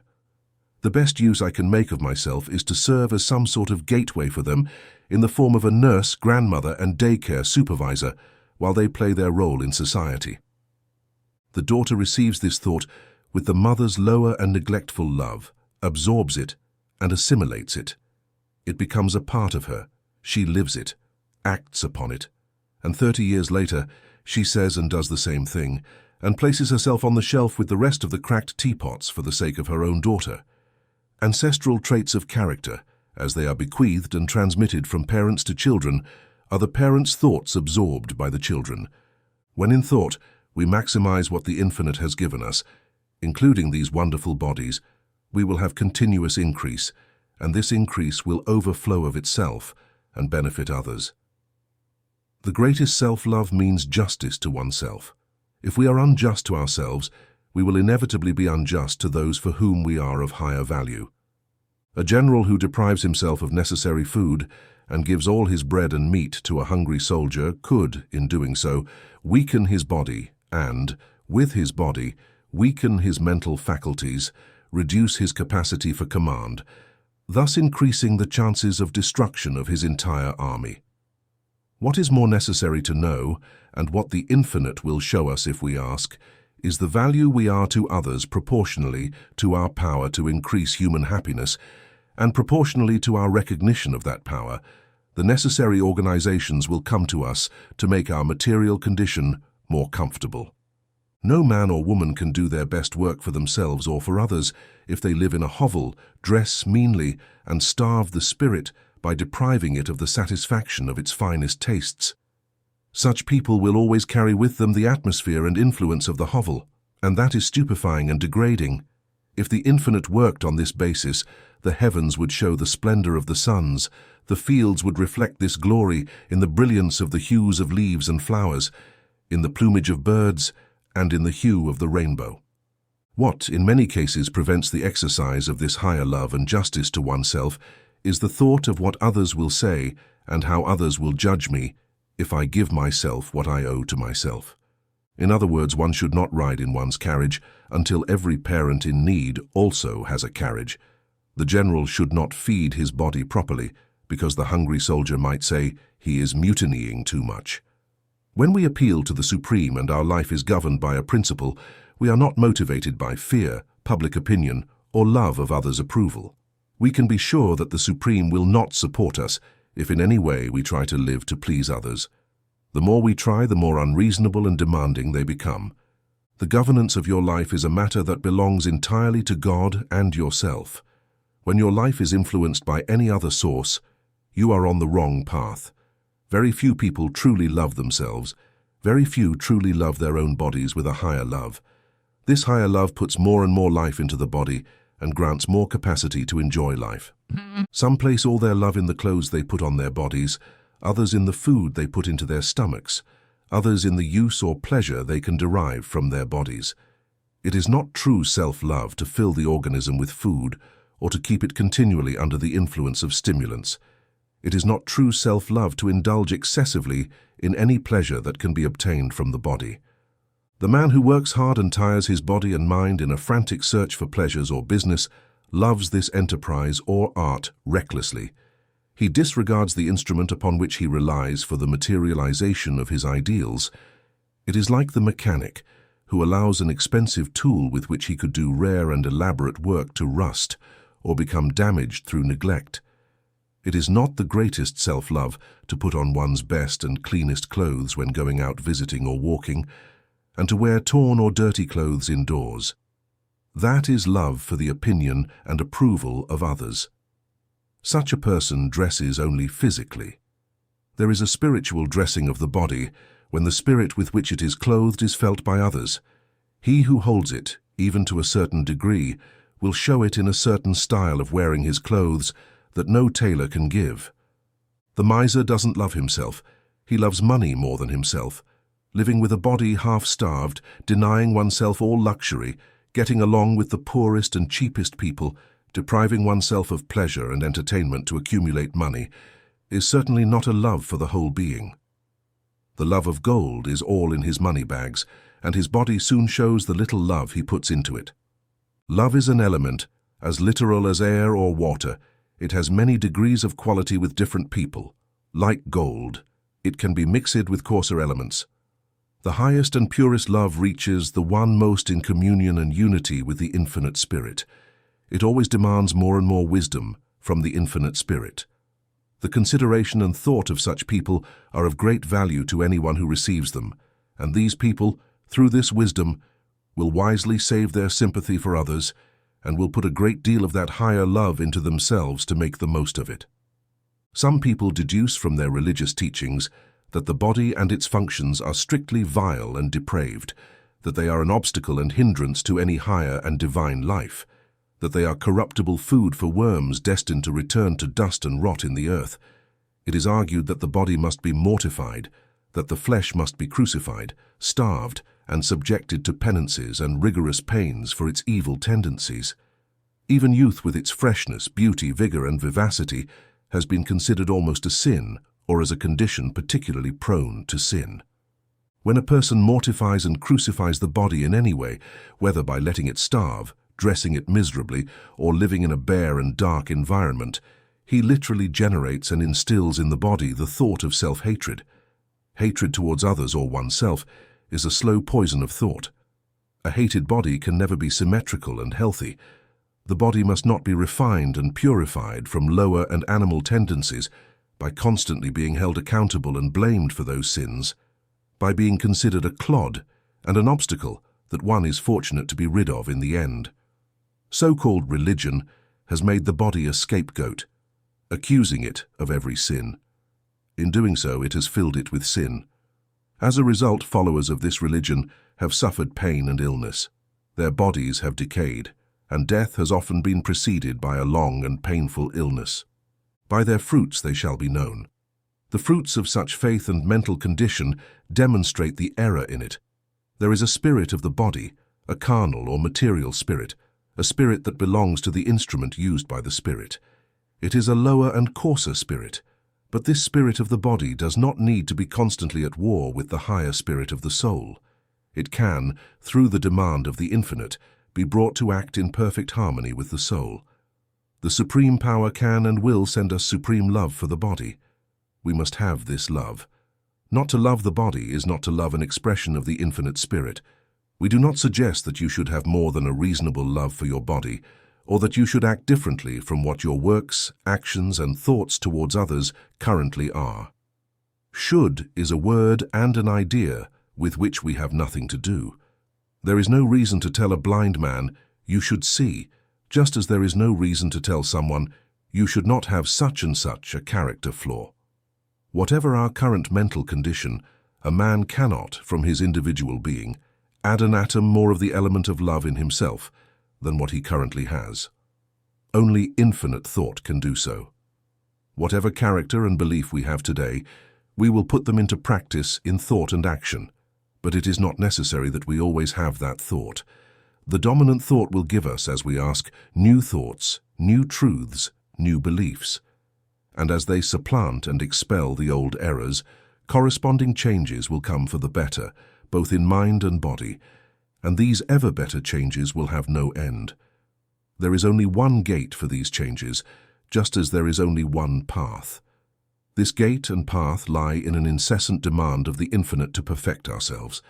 There is a natural body, there is a spiritual body. In other words, we have a body of physical element that can be seen and felt, and we have another body that is intangible to our physical senses. When we are able to love, appreciate, and admire our physical body as a piece of God's work, we put this element of higher love not only into this physical body, but also into the spiritual body. We cannot create this quality of love by ourselves. It can only come to us through the demand of the infinite. It is not about vanity or that lower sentiment that values the effect more than its own grace and beauty. Higher love for the body will take care with as much attention of its outer ornamentation in the solitude of the forest as in the crowded city. It will not be more offended by a vulgar act in private than in front of the crowd. God gives everyone personal beauty and symmetry and physical proportions. Shouldn't he or she, favored by a gift from the Supreme, admire these gifts? It is vanity to love and seek to improve and increase every talent we can find within ourselves. If God made man and woman in his image and likeness, it is an image that must be loved and admired, or considered with hatred and distrust. Religious belief, less than 100 years ago, courted ugliness and austerity, which were more worthy of faith than beauty. If any of these solemn-looking professors had been charged with making an angel according to their own ideal, he would have ended up being a duplicate of himself. The infinite, as we ask, will give us wisdom and light to know what we owe to ourselves. People have been overwhelmed by the idea of their duties to parents, relatives, or friends. The path to heaven has been marked as a path filled with sacrifices and self-denial for the good of others, and little good or pleasure for oneself. If Christ is taken as an example in this regard, a very different path follows from it. When accused of neglecting his mother, he asked, "Who is my mother?" When the young man argued as an excuse for not immediately following Christ, that filial duty would require him to go bury his father, the messenger of a new and higher law said that the dead should bury their dead. In other words, if father or mother, sister or brother are engaged in a course of transgression and sin throughout their lives, if their lives have been a continuous violation of spiritual law, leading to the inevitable punishment of sickness and pain, if they are hardened and fossilized in their false beliefs and consider your opinions as visionary and impractical, you cannot, without prejudice, have communion with them. If you pretend for peace to agree with them, you live a lie, and when you act or live a lie, you materialize it and put it into your body, where it becomes a source of pain and discomfort. If others cannot see the law of life as clearly as you do, and in blindness, stumble and become filled with decay and disease, it is not in the line of the highest justice that you should be called upon to care for them every time they are sick, to absorb their sick and unhealthy thoughts, to give them your life and vitality. For that is what you do when you think a lot about someone and let yourself be carried away with them. You are not responsible for their blindness. You cannot open their eyes and make them see what is true for you. Only the infinite can do that. You do no good to those who are in that lower and material trend of thought by caring for them physically or spiritually. You may strengthen their spirit for a while by having a stronger spirit and putting your thought into theirs, but you cannot always do so. When their influence withdraws, as it must one day, they will return to their former condition. What have you accomplished then? You have drawn from yourself so much strength that was due to you. You have taught them to depend on you, and not on what everyone should learn to depend on, the supreme power. So let the dead who are still on the surface bury their dead. Always think of them and wish them the best, but leave them in God's care. When you put higher love into yourself, when you reserve your strength to rise higher on the scale of being, when it is your goal and silent, incessant prayer to be lifted out of the current of lower and material thought to that spiritual condition beyond the reach of physical disease, when you aspire to have every sense and faculty refined and strengthened beyond the present destiny of mortals, when you begin to realize through the trials that come to you that these are possibilities, then you are a real benefit to all.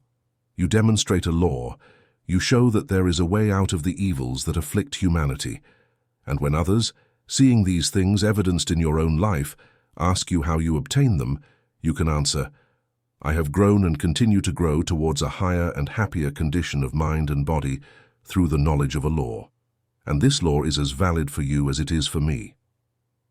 You may be able to say, "I believe in the existence of the great dominant power that will always show me the happiest way of life, for I demand the wisdom of that power. At first I had little faith in the existence of this power, but it prompted me to pray, or demand the ability to see its reality. Now my faith in its reality is growing firmer and firmer. Placing our entire being, care and thought into the well-being of others, no matter who they are, without first asking the Supreme if it is the wisest, is a sin. It is an attempt to use the forces that this power gives us as we see fit. The result is harm to oneself and a great diminution of the ability to truly benefit others. Between the Supreme Thought and us, there must exist a love that is both self-love and love toward that thought. We must love what we draw from it, for what we draw and do is a part of oneself, drawn from God, and a part of Him. Every thought we give to supreme wisdom enriches us and guides us on the enduring path of happiness. Every thought we give to others, not guided by higher wisdom, is given recklessly. This wisdom will direct our thought, love, and sympathy toward those to whom it can be given without prejudice. Having our thoughts always spontaneously flow toward the infinite spirit is to be one with God and a wise lover of oneself, as we increasingly feel ourselves part of God manifested in the flesh. If we give sympathy and material or moral help to others as they demand it, and without reservation or judgment, people will take everything we have to give and come with open mouths to ask for more. They will continue to do so until we are exhausted. No outside person will set a limit to your giving. You must do it yourself. What is called a generous impulse is sometimes another name for extravagance and injustice to oneself. Those who throw money at servants and pay too much for their insignificant services often owe that money to others, or they owe it to themselves. In the true spiritual domain of being, we find this injustice perpetrated on an even larger scale. Sympathetic natures sometimes give their whole lives to others. Giving one's life and strength to others in this way becomes a fixed habit. They become unable to contain or control their sympathy. It overflows at everyone's call. They deprive themselves of truly necessary things and attend to the poorest to satisfy a mania for wasting time, strength, effort, and thought on others. A very common idea prevails that one can never give too much or do too much for others. It is argued that salvation is more easily attained through this reckless expenditure of oneself than in any other way. No matter how sterile our lives are, no matter how much we deprive ourselves, we will be compensated tenfold over time. We consider this a great mistake. We believe there is a divine economy that ordains that, when we give even our thought, we must give only what will truly benefit others. Reckless prodigality throws dollars at children when pennies would do them just as much good. Reckless prodigality of sympathy often forces giving 10 times more to a person than that person can assimilate. What people cannot assimilate is lost to them, and once you have sent it once, you cannot retrieve it. Undoubtedly, for some, the idea of giving so much love to oneself will seem very cold, hard, and ruthless. However, this question can be seen in a different light when we discover that taking care of oneself, as directed by the infinite, is truly taking care of the other, and it is actually the only way to benefit the other permanently. The gifts conferred by the Supreme Power are perfect gifts, and the perfect gift, once received by us, goes out and benefits many others. As soon as a person on this planet receives the perfect gift of immortality in the flesh, which implies perfect health and liberation from all pain and disease, this gift becomes contagious, as health spreads as well as disease. The cornerstone of all symmetrical growth and constant increase in mental and physical power is the reserve and care of our thought forces. This wisdom can only come when we ask for it from the Supreme Power. I am often asked how I know what I assert, or if it has been proven. These affirmations. I know that what I assert is true because I have seen the beneficial results in terms of health and condition of life. Other evidence constantly comes, but what is clear to me is not really a permanently convincing demonstration for anyone else. This type of proof can only be obtained from oneself and by the exercise and growth of one's share of the power given to him by the infinite. In the physical world, we can safely accept the statement of a navigator affirming his discovery of a new island. The island looks the same to all physical eyes, but in the spiritual side of life, spiritual things do not seem the same to all eyes. There are, so to speak, spiritual islands and realities that some people can see and others cannot. You will see and obtain evidence of them as you grow, and most likely, when you tell these things to others, you will be called a visionary or attribute the material evidence of this growth to a material cause. In spiritual life, each person is their own discoverer, and you don't have to distress yourself if your discoveries are not believed by others. It is not your business to discuss them and prove them to others. It is your business to keep advancing, to discover more and more your own individual felicity. Christ said to those of his time, Even if someone were to rise from the dead, they would not believe him. In this sense, the world has not changed much since Christ used a material body on this earth. Chapter 5. The Art of Forgetting. In the chemistry of the future, thought will be recognized as a substance just like acids, oxides, and all other current chemical substances. There is no abyss between what we call material and spiritual. Both are a substance or element that imperceptibly blends into each other. In reality, the material is just a visible form of the subtler elements we call spiritual. Our invisible and silent thought always flows from us, a real element and force. Like the current of water we can see or the electric current we cannot see, it mixes with the thought of others, and from this combination emerge new qualities of thought, just as in the blending of chemicals, new substances are born. If you send elements of concern, worry, hatred, or grief in thought form, you set in motion forces harmful to your mind and body. The power to forget involves the power to expel thought, the unpleasant and hurtful element, and to bring in its place the useful element to build rather than destroy. The character of the thought we think or emit affects our affairs favorably or unfavorably, influencing others in our favor or against us. It is a perceived element pleasurably or unpleasantly by others, inspiring confidence or mistrust. The predominant mood or character of thought shapes the body and features, making us ugly or pleasing, attractive or repulsive to others. Our thought shapes our gestures, our way of behaving, our way of walking. Every muscle movement has a state of mind, a thought behind it. A person always determined has a decided gait, while a weak, changeable, hesitant, and uncertain person has a dragging, hesitant, and uncertain gait. The spirit of determination permeates every nerve. The thought element of determination fills every muscle. Look at the discontented, dark, melancholic, and bad-tempered men or women, who manifest on their faces the operation of the silent force of their unpleasant thought, sculpting them and shaping them to their current expression. These people never enjoy good health because this force acts in them like a poison and creates a form of disease. A persistent thought of determination towards a goal, especially if that goal is beneficial for others as well as ourselves, fills every nerve with strength. It is a wise selfishness that works to benefit others while working for ourselves. In spirit and in real element, we are all united, forces acting and reacting on each other for good or ill, through what we ignorantly call empty space. There are invisible nerves that stretch from man to man, from creature to creature.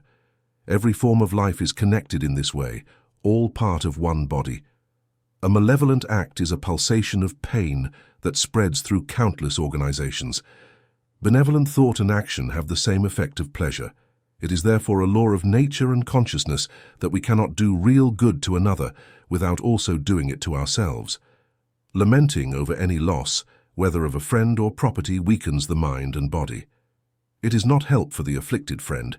It is rather a harm, for our sad thought reaches its target, even if it passes to another condition of existence, and it is a source of pain for that person. An hour of complaint, worry, or fear, whether expressed or silent, spends much thought element force to make us less bearable to others, perhaps even to make us enemies, directly or indirectly. This harms our business, sharp looks and words driving away good customers. Complaining or hating is a use of real elements to engrave in our minds the force that we could use for our own pleasure and benefit. Being able to rid ourselves or forget a thought or force that harms us is therefore a very important means to gain physical strength and mental clarity. These two elements bring success in all endeavors, also bringing strength of mind, and our mental forces act on others whose bodies are thousands of kilometers away for our advantage or disadvantage. The reason is that there is a force that belongs to all of us, separate and distinct from that of the body, always in action and always acting upon us. It must be in operation at every moment, whether the body is asleep or awake. Used ignorantly, unconsciously, and therefore imprudently, it sinks us into the mire of misery and error. Used intelligently and wisely, it will bring us all conceivable good. This force is our thought, each of our thoughts.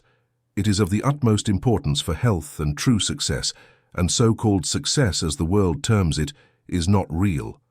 Fortune gained at the expense of health is not real success. Each mind is generally formed unconsciously to its character or particular quality of thought. Whatever that training, it cannot be changed immediately. It is possible that we have formed our mind unconsciously to nourish bad or troublesome thought. We may never have realized that dwelling on disappointment, living in sadness, undergoing loss, or fearing this or that, not achieving the success we desire, accumulated a destructive force that drained our strength, created illnesses, made us incapable in business, and caused us to lose money and perhaps friends.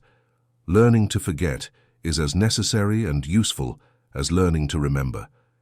Every day, we think of things that would be more advantageous not to think about at all.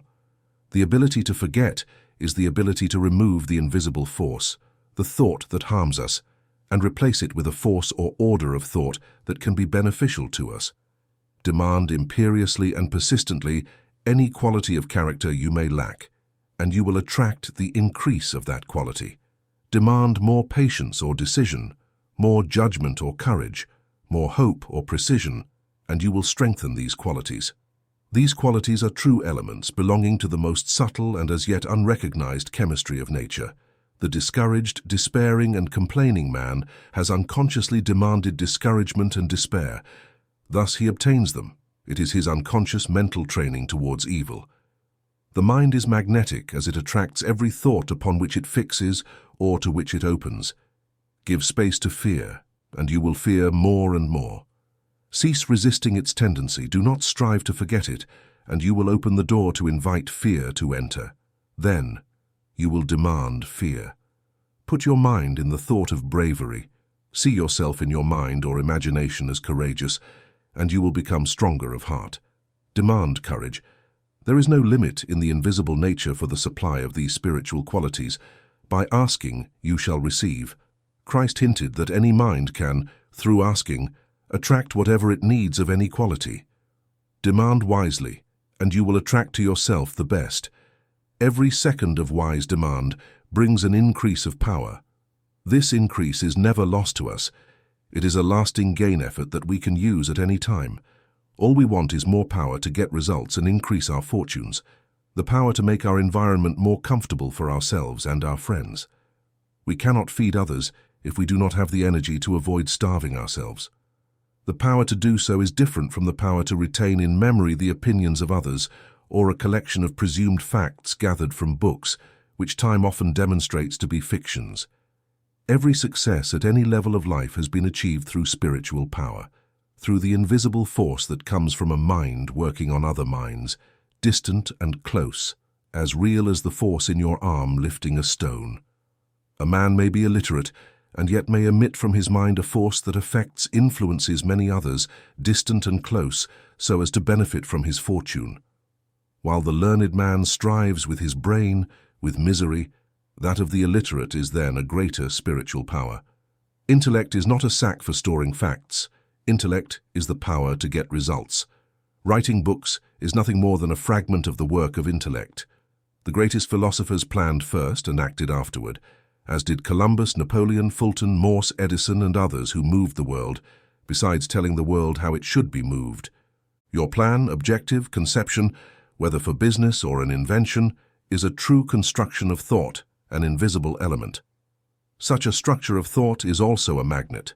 It begins to attract helping forces to it as soon as it is made, persists in maintaining your plan or objective, and these forces draw nearer and nearer, growing stronger and bringing increasingly favorable results. Abandon your objective and stop the further approach of these forces, destroying as much of the invisible attracting power as you have already accumulated. Success in any undertaking depends on the application of this law. Persistent determination in any purpose is a true force or element of attraction that continually draws more assistance to accomplish that resolve. When your body is in the state called sleep, these forces, your thoughts, remain active. So, you work upon other minds. If your last thought before sleeping is worrisome, anxious, or hateful towards someone, it will produce only bad results. If it is hopeful, joyful, confident, and at peace with all men, then it is the strongest force and will work for you good results. If the sun sets on your anger, that irascible thought will act upon others while you sleep and only bring harm back to you.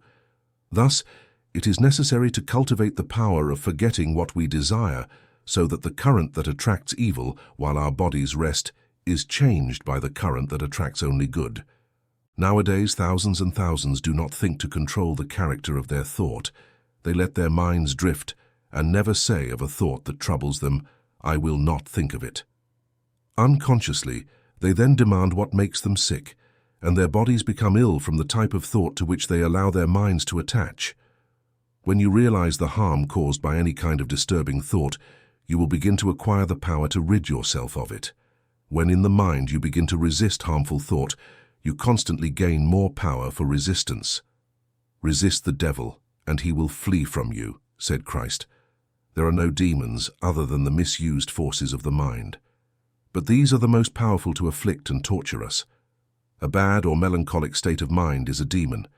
It can make us sick, cause us to lose friends and money. Money signifies the enjoyment of needs and comforts, without which we cannot do or be our best. The sin involved in the love of money is the love of money more than the necessary things money can bring, to achieve the greatest success in any enterprise, to make the greatest advance in any art, to promote any cause.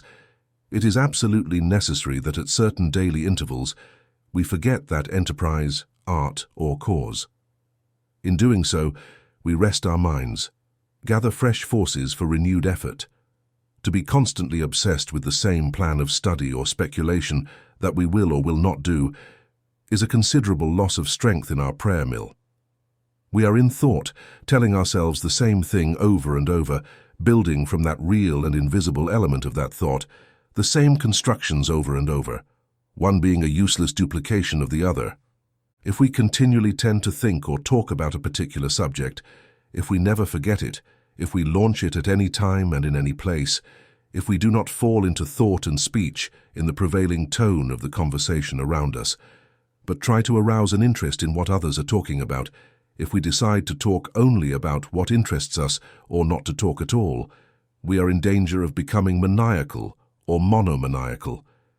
The madman has earned his own reputation by forcing a single idea upon himself and perhaps unconsciously resolving to impose that same idea upon everyone else. He will never forget at any moment his favorite theory or purpose and will adapt everything to that reason. He thus loses the power to forget, to rid his mind of the single absorbing thought. He plunges more and more into that idea, surrounds himself with its atmosphere or particular element, and becomes as real as any other we can see or handle. Others near him feel the influence of that single idea and feel it unpleasantly, for one person's thought is felt by others near them through an unnamed sense. In the army of this sense lies the secret of your favorable or unfavorable impressions of people at first sight. You are in thought as it emanates from you, always sending into the air an element that affects others in your favor or disfavor according to its quality, and proportionally to the acuteness of their senses that sense the thought. The thought of others influences you in the same way, whether from afar or near. Thus, we speak to others when our tongue is anxious, and we make ourselves hated or loved. While we sit alone in the privacy of our rooms, a madman often becomes a martyr, or believes himself to be one. There is no absolute necessity for martyrdom for a cause, except the necessity of ignorance. There has never been absolute necessity except reason itself. Martyrdom always implies a lack of judgment and tact in presenting any new principle to the world. Analyze the martyr, and you will find in the martyr a determination to force an idea upon people offensively and antagonistically. "I did not come to bring peace," said Christ, "but a sword." The time has come in the history of the world to sheathe the sword. Many good people unconsciously wield the sword by advising what they consider best. The sword is in the thought of the fault-finding reformer, the sword of others' aversion because they do not listen to what you say, and the sword of prejudice because others do not adopt your particular habits. Every discordant thought against others is a sword, and others respond to you with a similar sword. The thought we thus exhibit is the one we receive in return, and thus it is of the same kind. The empire of imminent peace must be built by reconciling differences, by making friends of enemies, by speaking to people of what is good in them rather than what is bad, by discouraging gossip and ill-speaking, by introducing more agreeable and profitable subjects, and by demonstrating through one's own life that generally unrecognized laws will endure: health, happiness, and fortune, without injustice or prejudice. For others, your defender will meet the sick with the smile of true friendship, for the sickest are always the greatest sinners, the most repulsive man or woman, the creature full of deceit, betrayal, and venom, are those who most need your pity and help. For this man or woman, by generating malevolent thought, generates pain and illness for themselves. Think of an unpleasant person who has caused you contempt, injury, or injustice. This thought stays with you hour after hour, perhaps day after day. Eventually you've had enough, but you can't shake it off. It bothers, worries, torments, makes you sick. You can't help but tread that track of such tedious and boring thought. It wears out your mind, and everything that wears out the mind also wears out the body. This is because you have drawn upon yourself the opposing and hostile thought of the other person. He thinks of you as you think of him, sends you a wave of hostile thoughts. Both give and receive blows of invisible elements. They can maintain this silent warfare of invisible forces for weeks, and so both emerge wounded. This struggle of wills and opposing forces takes place around us. The air is filled with it. Struggling to forget enemies or to send them only a friendly thought is then an act of protection, like raising hands to fend off a physical blow. Persistent thoughts of friendship turn malevolent thoughts away and render them harmless. Christ's injunction to do good to your enemies rests upon a natural law that says, thought, the element of goodwill, has the greatest power and will always deflect and avoid harm coming from malevolent thought. Demand forgetfulness. When you can only think of a person or thing with pain, producing sadness, anger, or for any other reason, demand is a state of mind that sets in motion forces to achieve the necessary result. Demand is the scientific basis of prayer. Do not beg, constantly demand your share of strength from the elements around you, through which you can direct your mind to any desired state of mind. There are no limits to the strength that can be obtained by cultivating our power of thought. You can rid yourself of any pain arising from grief, loss of fortune, friends, and unpleasant situations in life. Such power is the most favorable mental attitude or element to obtain money or friendship. The strongest mind frees itself from the overwhelming, exhausting, and worrying thought, forgets it, and interests itself in something else. The weaker mind remains in the thought of anxiety and worry and becomes enslaved to it. When you fear misfortune that may never come, your body weakens, your energy is paralyzed, but through constant demand, you can draw from yourself a power that wards off all fear or problematic state of mind. This power is the path to success. Demand it, and you will increase more and more until you finally know no fear. A fearless man or woman can accomplish wonders. The fact that no individual has reached the full height of this power is not proof that it cannot be attained. New and more wonderful things are always happening in the world. A few decades ago, anyone who claimed that a human voice could be heard between New York and Philadelphia would have been considered insane. Now, the wonder of the telephone is commonplace. The still unrecognized powers of our thought will make the telephone of negligible importance. Men and women, through the cultivation and use of this power, will become wonders that fiction dares not or has not yet presented to the world. Chapter 6. The Law of Change. A mental condition can be brought to you, resulting in good or evil, in sickness or health, in wealth or poverty, by the conscious or unconscious action of other minds around you, through thoughts suggested by objects or scenes around you. This is the secret of what was once called enchantment. Through the action of thought, one can induce a state of mind in any person that will cause them to act in accordance with that thought. Enchantment is something every day in one way or another. Spending an hour in view of a grand landscape produces in the mind an enchantment of pleasant thoughts. Spending an hour in a room surrounded by coffins and skeletons, through the associations connected with such objects, would cast upon you an enchantment of sadness. Living for days and weeks within a family where all its members hate you or harbor prejudices against you would likely induce in you an enchantment of depression and an unpleasant sensation. Living in a family whose members always send you warm and friendly thoughts would produce an enchantment of pleasant sensation. If, when you are sick, you are forced to stay for days, even weeks, in the same room, the mind will tire of continually seeing the same objects. Not only does the mind tire of seeing these objects, but the sight of each day after day suggests the same train of thought, which also becomes quickly tiresome. Mental fatigue, for this or any other reason, has a natural tendency toward discouragement. Present and future affairs then assume their darkest aspect, and the darker side of every possibility asserts itself. Downcast thought, as has often been repeated, is a force used to tear down the body rather than build it up. This action and condition of thought are a form of enchantment. It breaks more quickly with a change to another place and room. This is why a change of scene is often recommended to the sick. A change of scene and place means not only a change of objects contemplated by the eye, but also a change of thought. For new ideas and possibly a new mental condition arise in seeing the new set of objects. The new mental condition will break the enchantment. There is a much closer connection between tangible things seen by the eye and intangible things than is generally imagined. In other words, there is a close relationship between material and spiritual things. The force or element we call thought is omnipresent and takes on countless varieties of expression. A tree is an expression of thought, just as a human being is, and all those we call inanimate objects are too. There is no thing completely dead or inanimate in the universe, but there are countless shades of life or animation. Many things seem dead to us, like a bone or a stone, but there is a life, a force that built that bone or stone in its current state. And that same life or force, after that bone or stone has served a particular purpose, will break it down again and build its elements into other forms. The process of breaking down is called decomposition.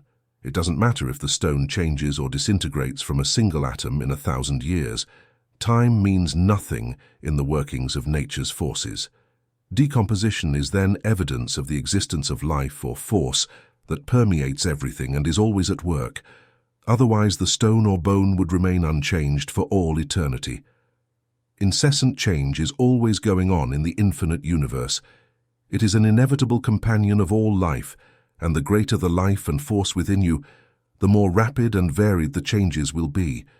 Everything, from a stone to a human being, emits a certain amount of force toward you, which affects you positively or negatively, depending on the amount of life or animation it possesses.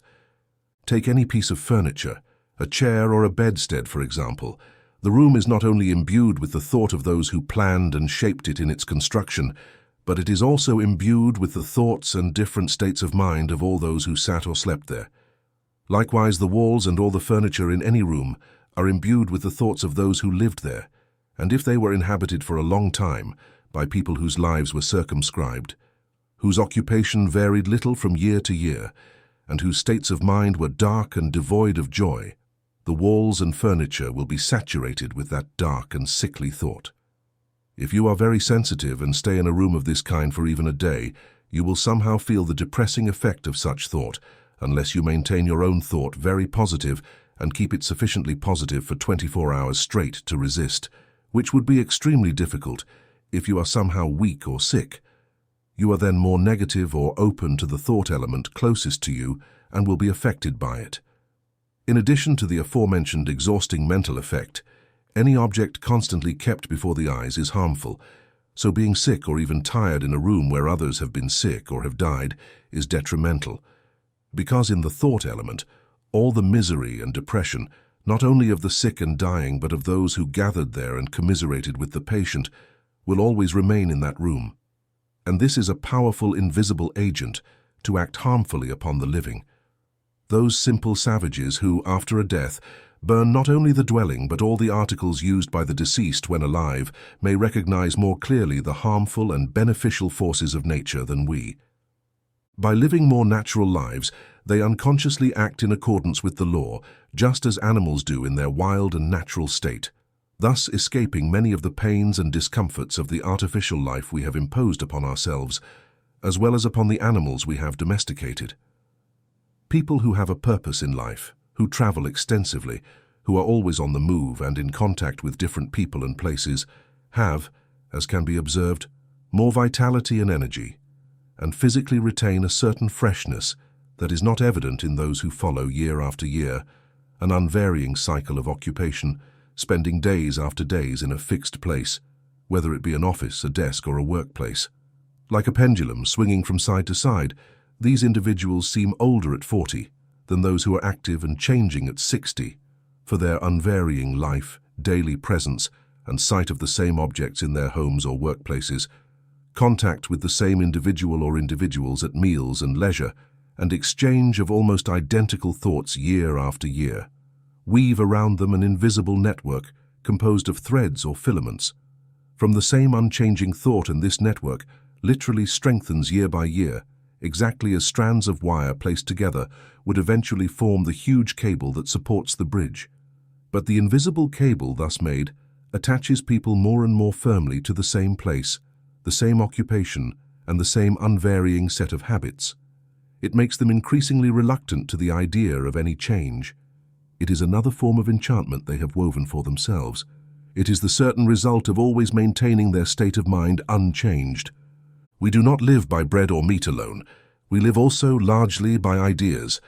The person who constantly plans and undertakes new enterprises, who devotes his strength to beneficial public movements and to any other cause, is in varied and ever-changing contact with individuals.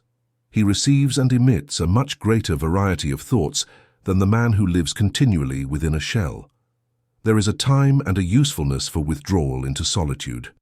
There is a time and a usefulness for contact with the world. It is desirable to establish the right average between the two. The person whose scope of life and movement is narrow, who lives almost the same thing and sees almost the same things, and people year after year tends to feed mainly on the same set of old thoughts and ideas. She generates the same order of old and stale notions and expressions.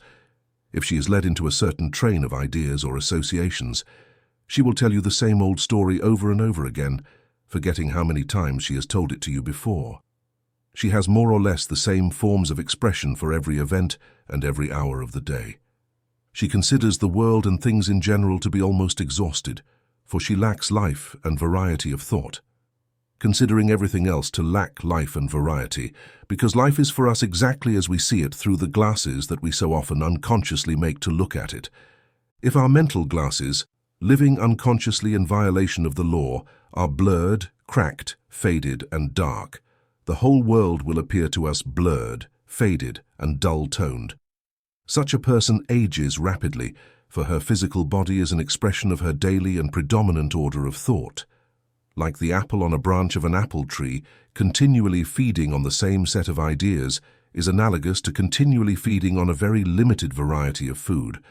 Both things cause diseases.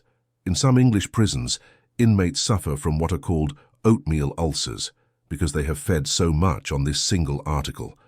However, the average mental condition manifests itself in the body more quickly than any result of material diet. This is feeding on the same set of stale ideas, aided by the fact of living continually in the same physical environment and with the same individuals who also subsist mentally with the same stale mental diet, which whitens the hair, stoops the shoulders, wrinkles the face, and causes the contraction of tissues and the decrepitude of the body. Our earth is full of persons who, at 45 years of age for this reason, appear older than others of 65 years. It is also full of young men and women who, in a physical sense, will be worn and emaciated in 20 years due to their poverty of ideas and lack of real life. In essence, they are as old as the grandparents they ridicule as such. They follow the same narrow path of ideas, jargon expressions, and worn-out straw taken from others, constituting 4/5 of their discourse and probably 5/6 of their thought. To this class also belong many who consider themselves of high intellectual level or of superior culture, whose thought, after all, is largely a repetition of what they have heard or read, whom they admire and idolize a human authority, living or dead, and who have really very few ideas of their own. Not because new ideas are not occasionally suggested to them, but because they lack the courage to inquire and secretly familiarize themselves with such ideas. They eventually stifle them, manage to kill them, and extinguish the little light that tries to shine upon them. When you thus destroy within yourself the capacity of the true idea to act in you, you also gradually kill your body. You cut off the only source of new life for the body of this kind of mentality. The only right to youth lies in this physical freshness proper to the growth and life earlier of the body, which, because of its mental condition, will disappear in 20 years with the same certainty that the absence of sun and water will soon wither the young growing plant. Now they are unconsciously weaving for themselves the network and enchantment of old age and decline. The constant renewal of physical life rests on a continual change of mental conditions. New ideas engender fresh and new outlooks on life. There are millions and millions of new and true ideas ready to come to us as long as we keep the mind in the proper state to receive them. We do not need to strive or study much to receive them. There is no hard study in the kingdom of God or in the kingdom of infinite good. If we are in communication with this kingdom, we will always receive new thoughts, as the plant receives the sun and air, just enough to give us life for the day and hour. Every thought is now or must be at some time of its existence, perhaps not in this present physical existence, a source for the reception of such new idea. But the new thought cannot come from books or the ideas of others. The latter may serve for a time to initiate the way or as temporary supports or doubts.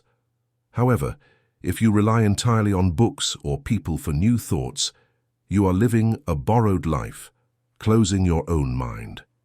The influx of the element which your own individual needs require, which is for it alone and no other thought, must be drawn from your own infinite reserve of true thought until you do it. You will not be a fountain of gushing water for eternal life. You will have reached the starting point of that real and perfected existence which feels at home anywhere in the universe. No chain of agency does more harm to the mind and body than a very limited and constant association with a mind or minds inferior to yours in tastes, refinement, open-mindedness, and quality of motives. This order of mind always near you and with which you sympathize much will infuse its coarser desire or taste into you to a greater degree, to higher and healthier views or ways of life, unconsciously to you. You will live and act much of the life of that mind. You will be moody, cynical, or mean in your treatment when it is not your true self that thinks or acts thus, but the coarser element of that mind that acts thus.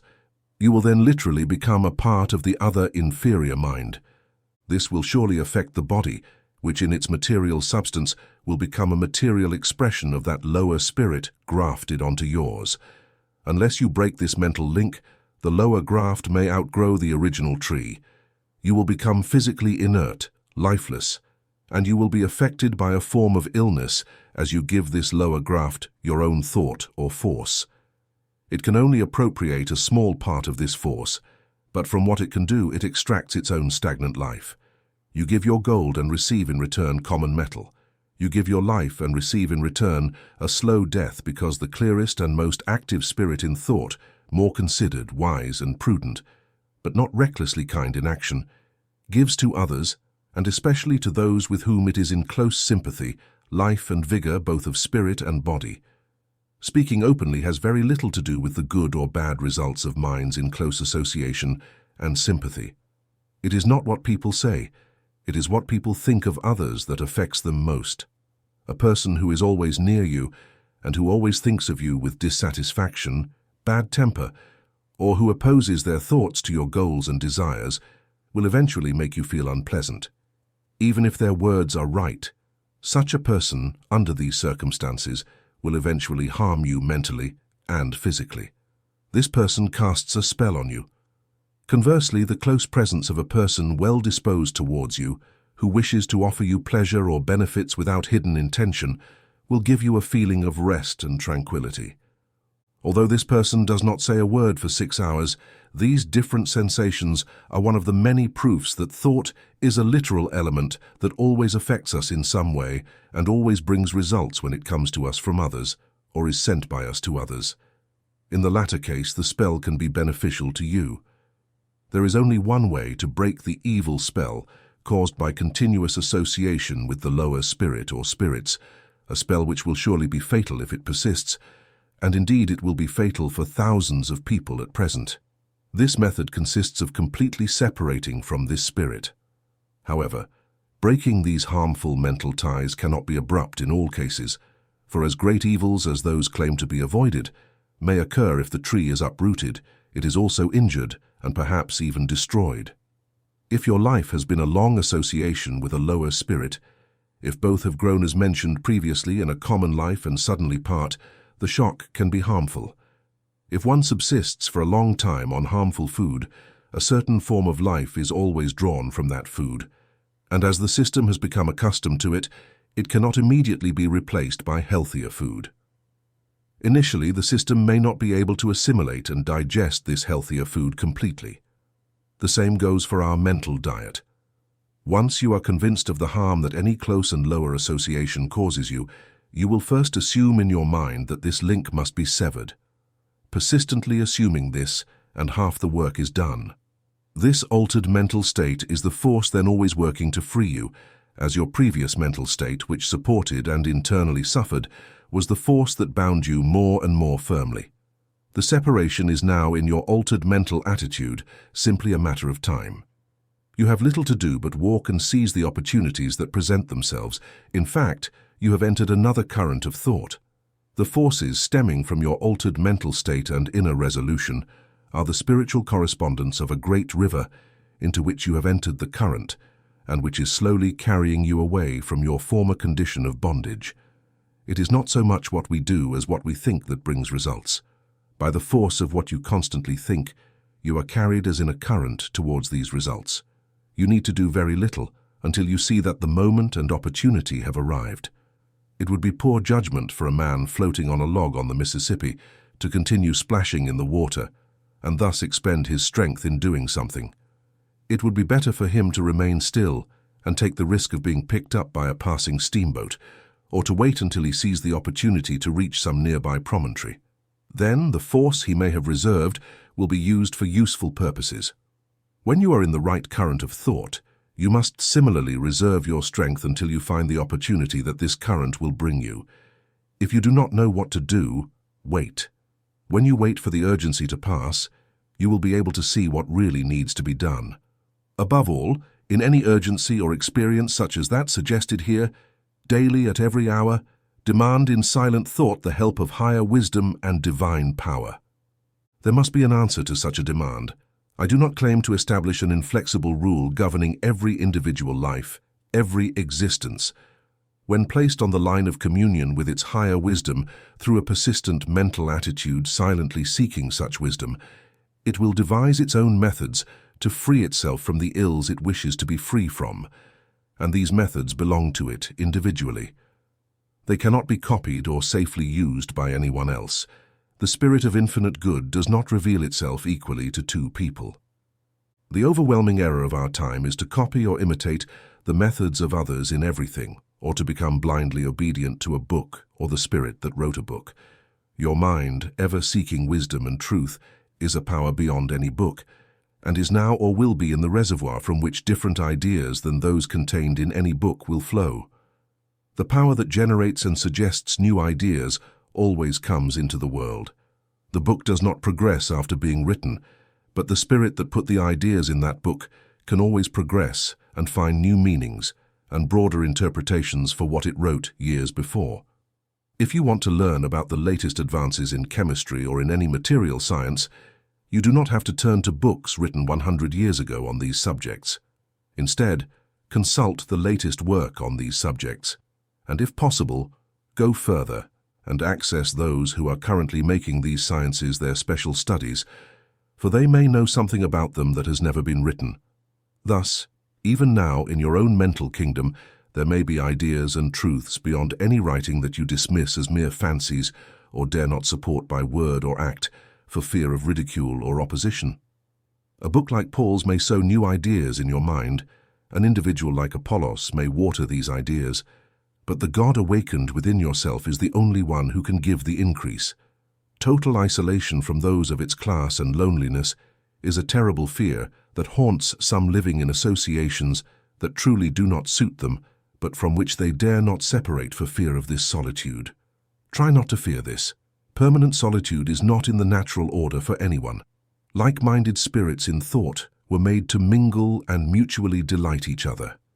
It is often the clinging to this order of association which, after all, only wearies you and can often force you into a forced role to meet such an association, thus forming the barrier that keeps you away from your true companions.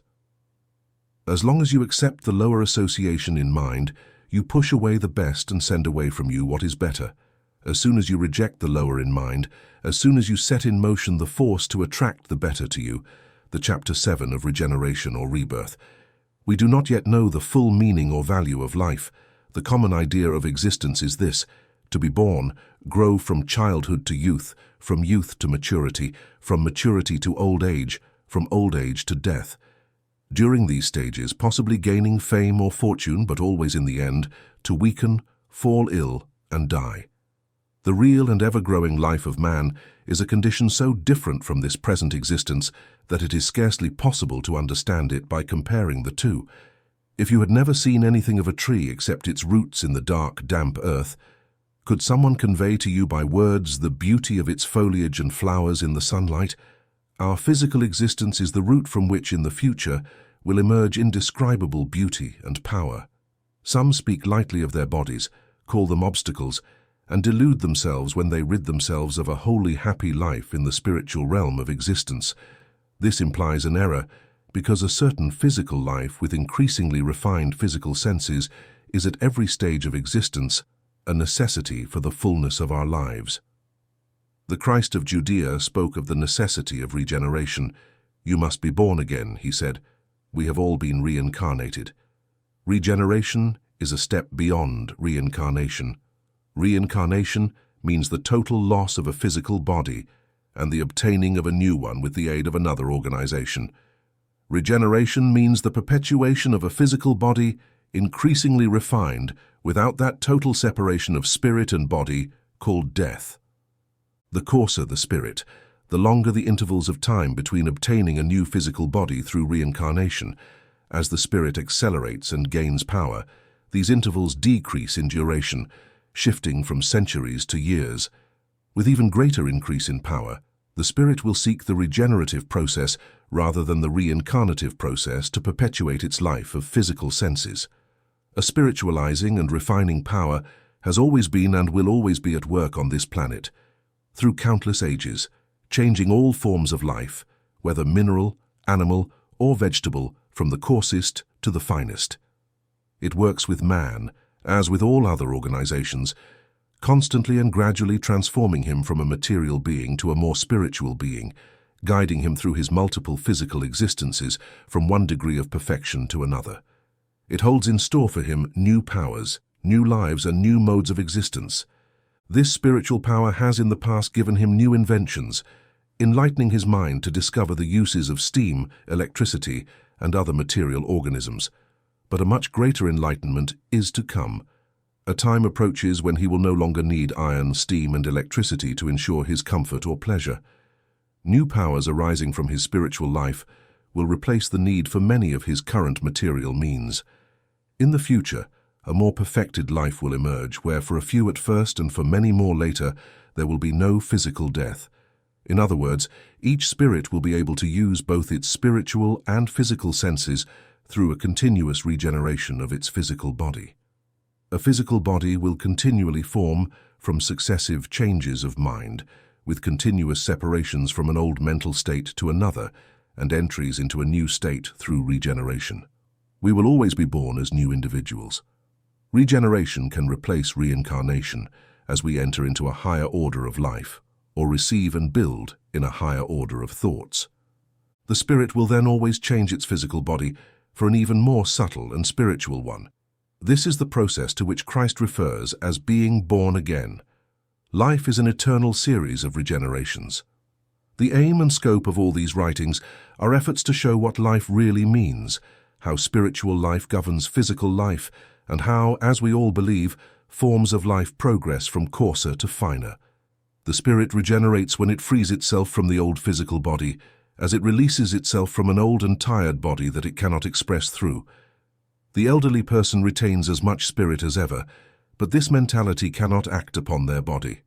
In a certain sense, they are isolated from this body, drifting away from it, and will eventually abandon it completely. They drift away because, out of ignorance, they have drawn for years a lower thought and a monotonous series of thoughts towards the body. Trying to revitalize it with old and decayed material, it's like trying to fix a leaky roof with rotten tiles. This is today's degenerative process and the cause of the decline of physical powers and the death of the body. But the more enlightened spirit will discover how to act and restore the body with increasingly new thought.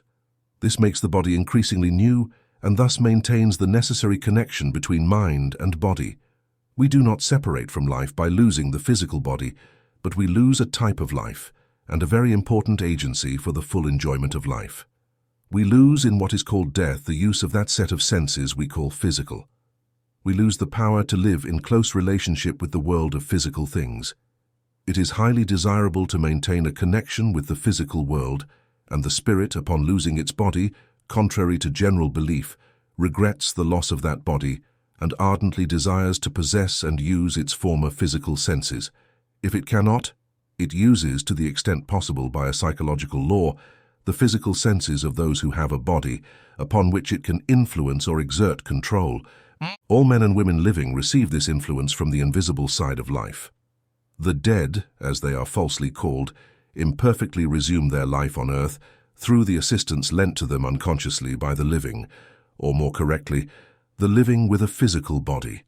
If we are unwilling to discover the new, if we instantly reject what some might call new ideas, if we wish to follow the ancient way of our parents, then we invite the company and spirit of individuals as ignorant as ourselves, who will only contribute to the decline of our bodies after extracting all the possible use from them.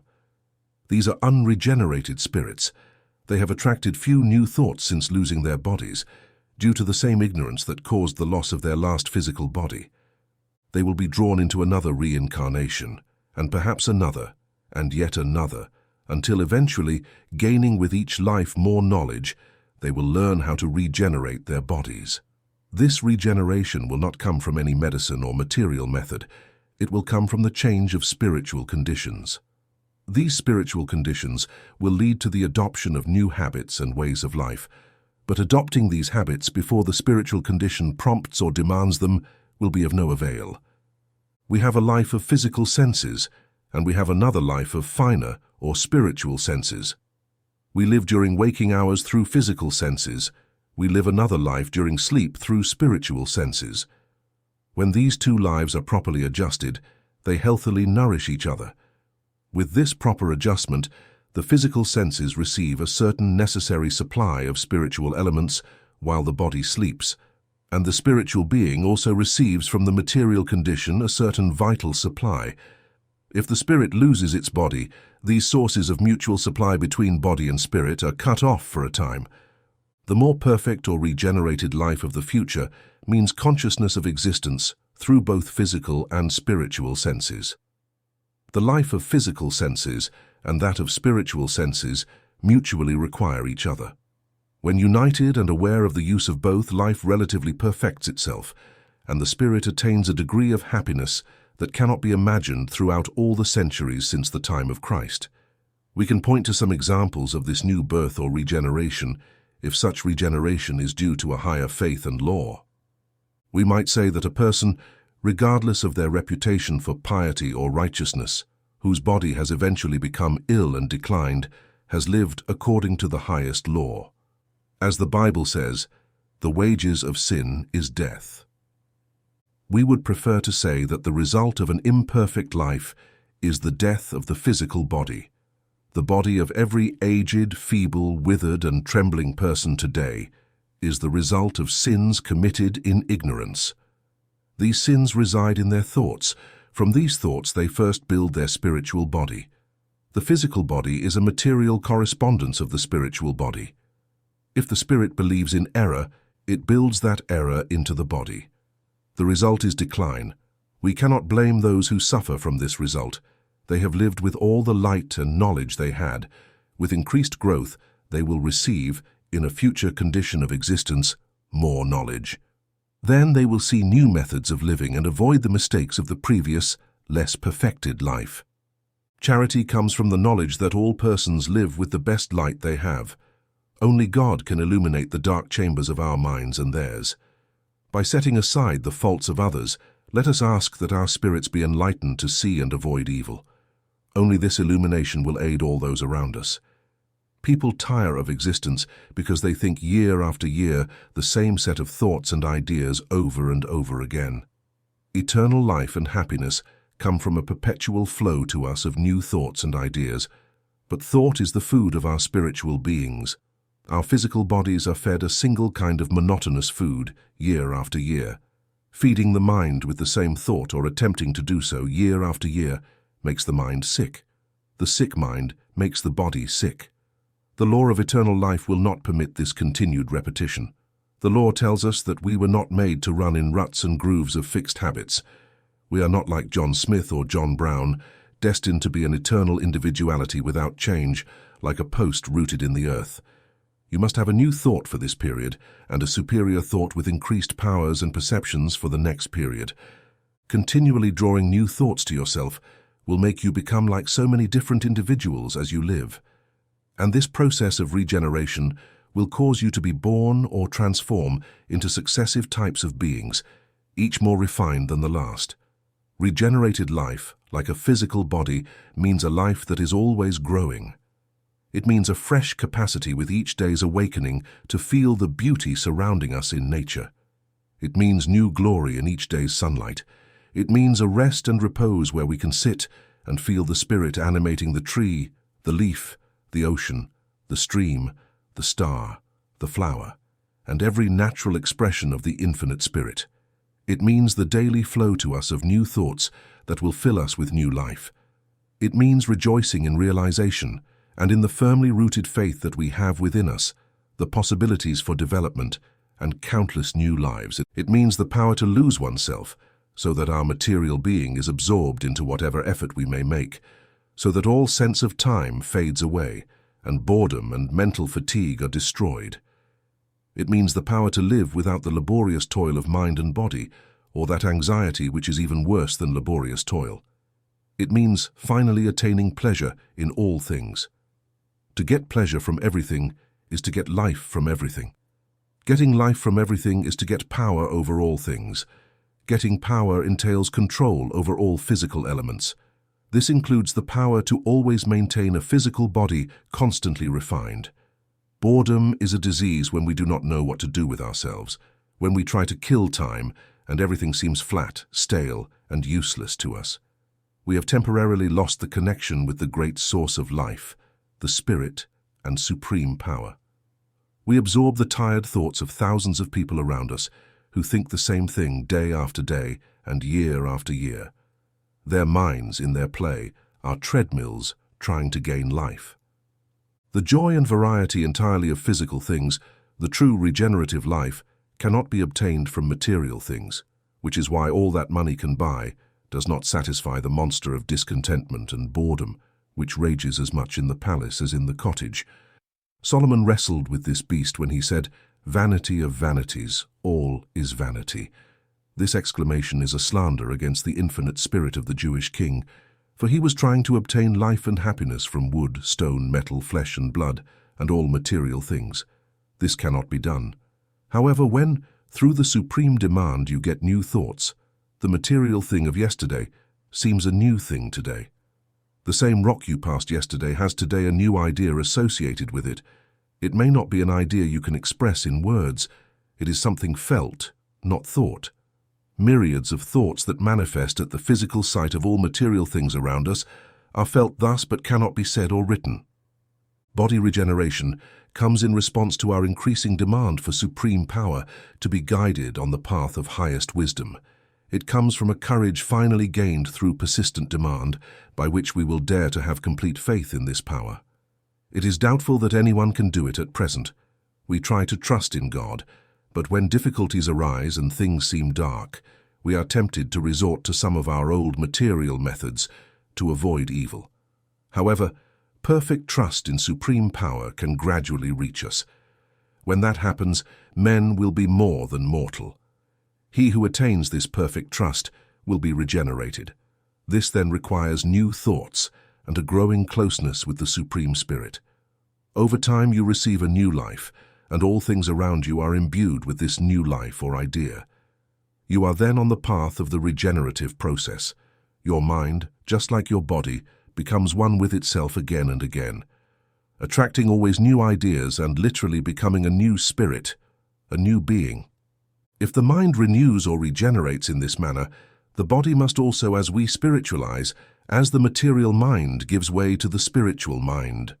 In other words, as the process of regeneration progresses, we will sometimes be prompted to change many of our habits and ways of life. These changes will affect diet, sleep, and relationships, but there is no need to force these changes. The regenerative process will involve eating less and less animal products until we no longer eat them at all. However, nothing would be gained by stopping eating meat before the desire to do so disappears. Regeneration will sometimes urge us to seek solitude because when alone with nature, the mind absorbs and assimilates a finer quality of thought. However, imposing the solitude of the hermit or the cloister without a genuine love for it serves no purpose, as evidenced by the fact that the hermit and the recluse physically declined and died like others. This regeneration of the body will not come directly from a system of forms, habits, or observances. It will come because the time is ripe for it. As this planet spiritually matures, all material things on it participate in this ripening or development. Today's life, so different and superior to that of 500 or 1,000 years ago, is a part and proof of this development. The earth first matured from chaos to the coarse development of the animal and vegetable kingdoms centuries ago, then to its current relatively more refined condition. However, this process of refinement must never cease. You might ask, what does all this have to do with me? What he says may be true, but it's all too distant, too vague. I want something that benefits me now. This idea of body regeneration is a benefit to you now. If you can accept it, it cannot be dismissed from your mind. Initially, like a small seed, it will remain there. Perhaps for months or years, it will show no signs of life and seem forgotten. But it will grow and occupy more and more space in your thoughts. Gradually, it will change the quality of your thoughts. Slowly, it will expel an old and false interpretation of life and introduce a new one. It will urge you to always look forward to new joys and will make you stop groping among the regrets and sad memories of your past. When you know that such thoughts bring decline and death to the body, you understand that we are literally built by our thoughts. When we realize that our regrets, desires, jealousies, worries, and morbid contemplations of frightening and unhealthy subjects are literally things, bad things that are actually put into our bodies, they bring us pains, aches, weakness, diseases, wrinkles, stooped backs, weak knees, and failing faculties. We have a good and tangible reason to get rid of them. The body of a person given to melancholy will literally be built of dark thoughts materialized into flesh and bone. When a person increasingly realizes that cravings, bad moods, and petty whims will spoil their appearance and complexion, they will strive to rid themselves of those thoughts that will destroy their body. The infinite power for good wants all things and all people to be beautiful, healthy, and symmetrical. It intends to constantly increase this beauty, health, and symmetry. It works through a continuous process of regeneration to maintain them thus. If it cannot achieve this perpetual life and beauty with a physical organization, it mercifully destroys it and gives another to the spirit. When a man realizes that his angry mood, greedy mood, or irritable mood represent much material inserted into his body, and that this element will cause pains to his body and make him sick, he has good reason to pay attention to what his mind accomplishes and keep the inside of the dish clean. Let us remember as much as possible that every unpleasant thought is a bad thing literally put into the body. Some people displease us. Their airs, manners, greed, dishonesty, dominance, or rudeness and vulgarity offend us. Let's try to forget about them. Why talk about them for an hour while holding all their unpleasant traits in our minds and perhaps thinking about them for hours afterward? When we know that these unpleasant images we carry in our mind are things that are put into our bodies to negatively affect them and generate them, we must get rid of all these thoughts. This liberation is the beginning of obtaining a new body. It is the path of literal regeneration. If, through prolonged habit, we find that we cannot, by our own efforts, stay out of these harmful moods, if we sometimes find ourselves swept away by the current of vulgarity, greed, or envy, we can cease all self-effort and ask for help from the supreme power to give us new and better thoughts. This power, through our request, will give us a new spirit. The new spirit will bring a renewed body.